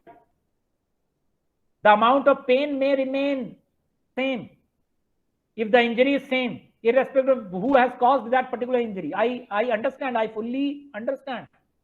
But still, let me tell you that the society has a greater interest in seeing that children are rehabilitated, and children are more amenable to rehabilitative regime than adults. That's why we have more child-friendly procedures. That's why we have dispositional orders which are child-friendly. This is what I would say. Okay, sir. Thank you, sir. Thank you, sir. Saurabh, you want to ask a small question? You can, but Yes, it should be a very brief, small question, please. Saurabh, yeah. Sir, Yeah, you told three provision where a child can be denied bail. Sir, Yes. in that, second is that if it is in interest of that child, he can be denied bail. Sir, I mean to say कि आपने उसमें बताया कि अगर वो बाहर आएगा तो उसको मारेंगे. नहीं, केवल मारेंगे ही नहीं, मारेंगे का एग्जांपल मैंने दिया था. I had given you an example. Yes, sir. See. If releasing the child on bail would result in what we call impaired psychological, mental, moral or physical development. उसकी physical, moral, psychological, mental development impede होगी. Then deny him bail and sir, provide for the facilities for such development inside the observation home is So, the sir- idea. So, sir, isn't it the responsibility of the state to provide protection to that child? Yes, it does provide. So, sir, It why does we are provide. violating? It So, does sir, it does, beta, please. It does provide, but is it possible for the state to appoint one personal security guard and officer to watch the movements of the child 24 hours a day, 7 days a week, 365 days a year? That's not feasible. That's not possible. And when I said that, if the court or the JJB is satisfied that releasing him on bail would impede his growth, developmental needs, it means that if the court is of this view that the state is going to provide him sufficient security, where he would be living with his family, which is very caring and is ready to own his responsibility, certainly he would be released on bail. Delhi ka ek case hai.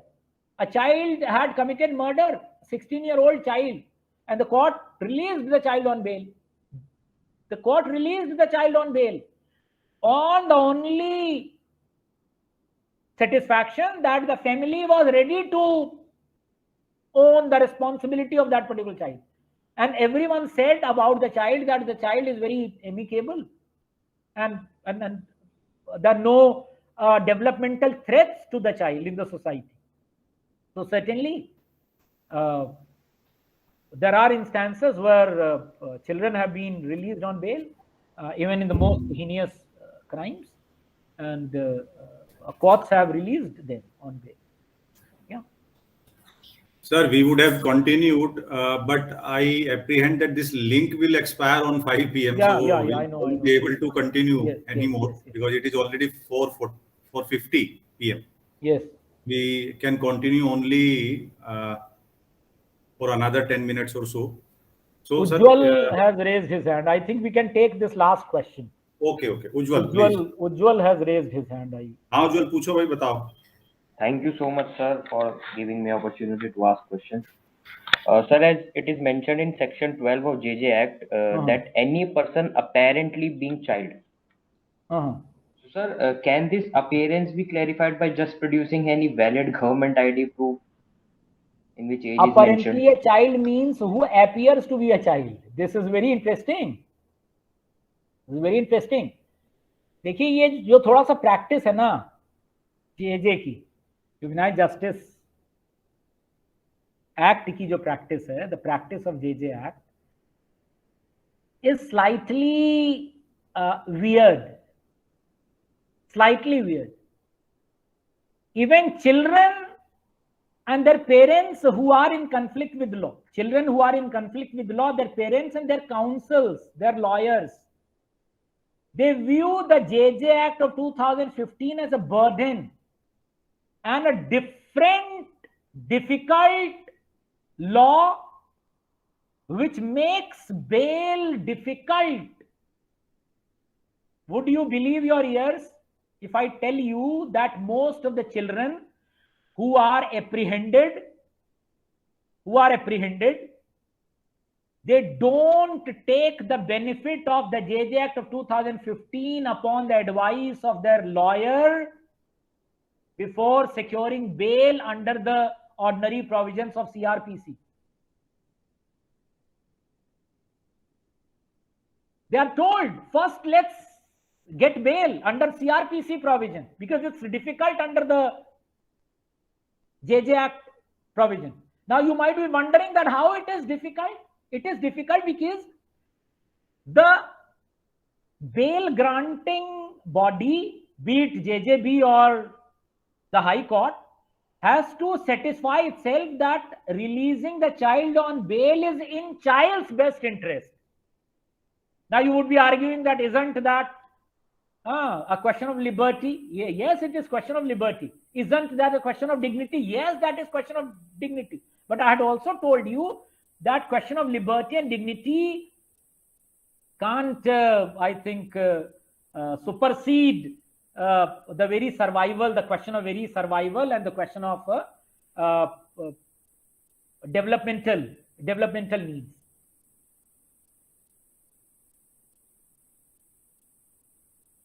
That's it. Thank you, sir. Thank you.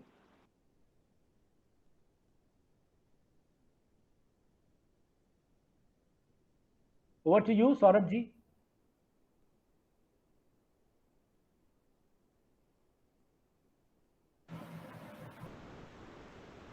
I'm done. Saurabh sir's mic is off.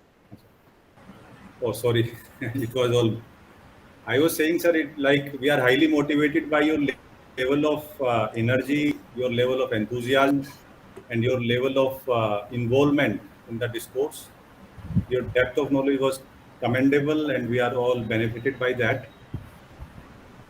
Thanks for sharing your views, and thanks for sharing your invaluable time for us. I'm honored by this invitation. Thank you. I'm very happy that. And I hope that students have immensely benefited from your from this discourse. Thank you, Professor Pandey. Thank you. Thank you, sir, for this invitation. Thank you, Professor Pandey ji. Right. Even we teachers who teach criminal law, even we are not aware of these things to some extent, which are there for juveniles. So that was a wonderful exposition. Thank you so much, sir. Now I would call Kiran Gupta, Madam, Professor Dr. Kiran Gupta ji, to present a vote of thanks. Madam. Yeah. Thank you, Saurabh. I am highly privileged and proud to be given this opportunity of thanking the distinguished and honorable guests of today's seminar. I am unfortunate that I was not able to hear because our meeting was already full and I was not able to enter, and I have not heard Justice Sinha Saab, but I believe his exposition of the law relating to bail must be excellent, as I have heard from you and also from other distinguished speaker, Jatin ji. So I, in absentia, would like to thank him for giving his time to us and to our students and increasing our knowledge. I am thankful to Professor Kumar Askan Pandey ji. Actually, sir, your exposition of the law relating to bail under the Juvenile Justice Act is excellent. It is exceptional. How you have related it to the Criminal Procedure Code, at least I was not having that knowledge. So I am highly enlightened by your lecture, and I think all my colleagues and all my students who are participating in this webinar, they are also being enlightened by that. And from the core of our heart, I would like to thank you, and I wish that we can keep on meeting again and again. My pleasure. And our students and we will be benefited in future also by your exposures of your intelligence. I would like to thank our guest of this distinguished speaker, Jatin Kelon, who is a budding academician, budding, we can say, jurist. He is doing PhD as well as he is teaching as a guest faculty in the Faculty of Law. He has very beautifully explained the jurisprudence of bail and explained almost all the provisions on bail in the Criminal Procedure Code. And he told us about the different kinds of bail, how granting of the bail is relevant in adversarial system, where the rule is that guilt must be proved. It cannot be presumed, it has to be proved. So till the guilt is proved, person should be released on bail. So the conceptualization of bail, kind of bail, etc., and all the provisions relating to that, he has explained very beautifully. The factors to be considered while granting bail in non-bailable offences, etc., he has explained to the participants very beautifully, and we are really thankful and wish him best luck for his knowledge, and let the God bless him and he will touch the sky. These are our wishes to him. Actually, he is our child. So I would like to express the greatest thanks to all the distinguished speakers today. I would like to thank our professor in charge, Professor Kelon Saab, who always encourage us to do these activities and always ready to provide all support, whether it is technical or any other. And he also encourages us to do all that. I would like to thank Saurav Rana and his team, like including Thank you, Belu ma'am. Gupta, Nitesh Saraswat, Ashwini Siwal, Pramod Tiwari, Eklavya Anand, and of course Ajay Sonawal, who is our technical expert in all the programs. He looks after that for organizing this program. And I would like to thank Priyanka for recitation of Saraswati Vandana. And I will be failing in my duty if I won't thank our students who have participated, and by their participation, they have made the webinar interactive. So once again, I would like to Right, ma'am. thank Right. all our speakers and all the participants. And thank you very much to all of you. We wish that we will keep on meeting frequently. Madam, Thank you. we must pay thanks to our technical team like Ajay Sonemana. I have already thanked him. Thank you. I have already thanked him. Thank He is our technical expert in all the programs. Yeah. Thank you, sir. Thank you, Pandey, sir. Thank you, madam. Thank you. Best of Thank you, luck. Saurabh. Thank you. Thank you, sir. Thank you, everyone. Thank you, ma'am. It was a pleasure. Thank you. Thank you, Professor Pandey. Thank you, sir. Again, Pandey Sahab, Thank you, namaskar. sir. Thank you. Yes.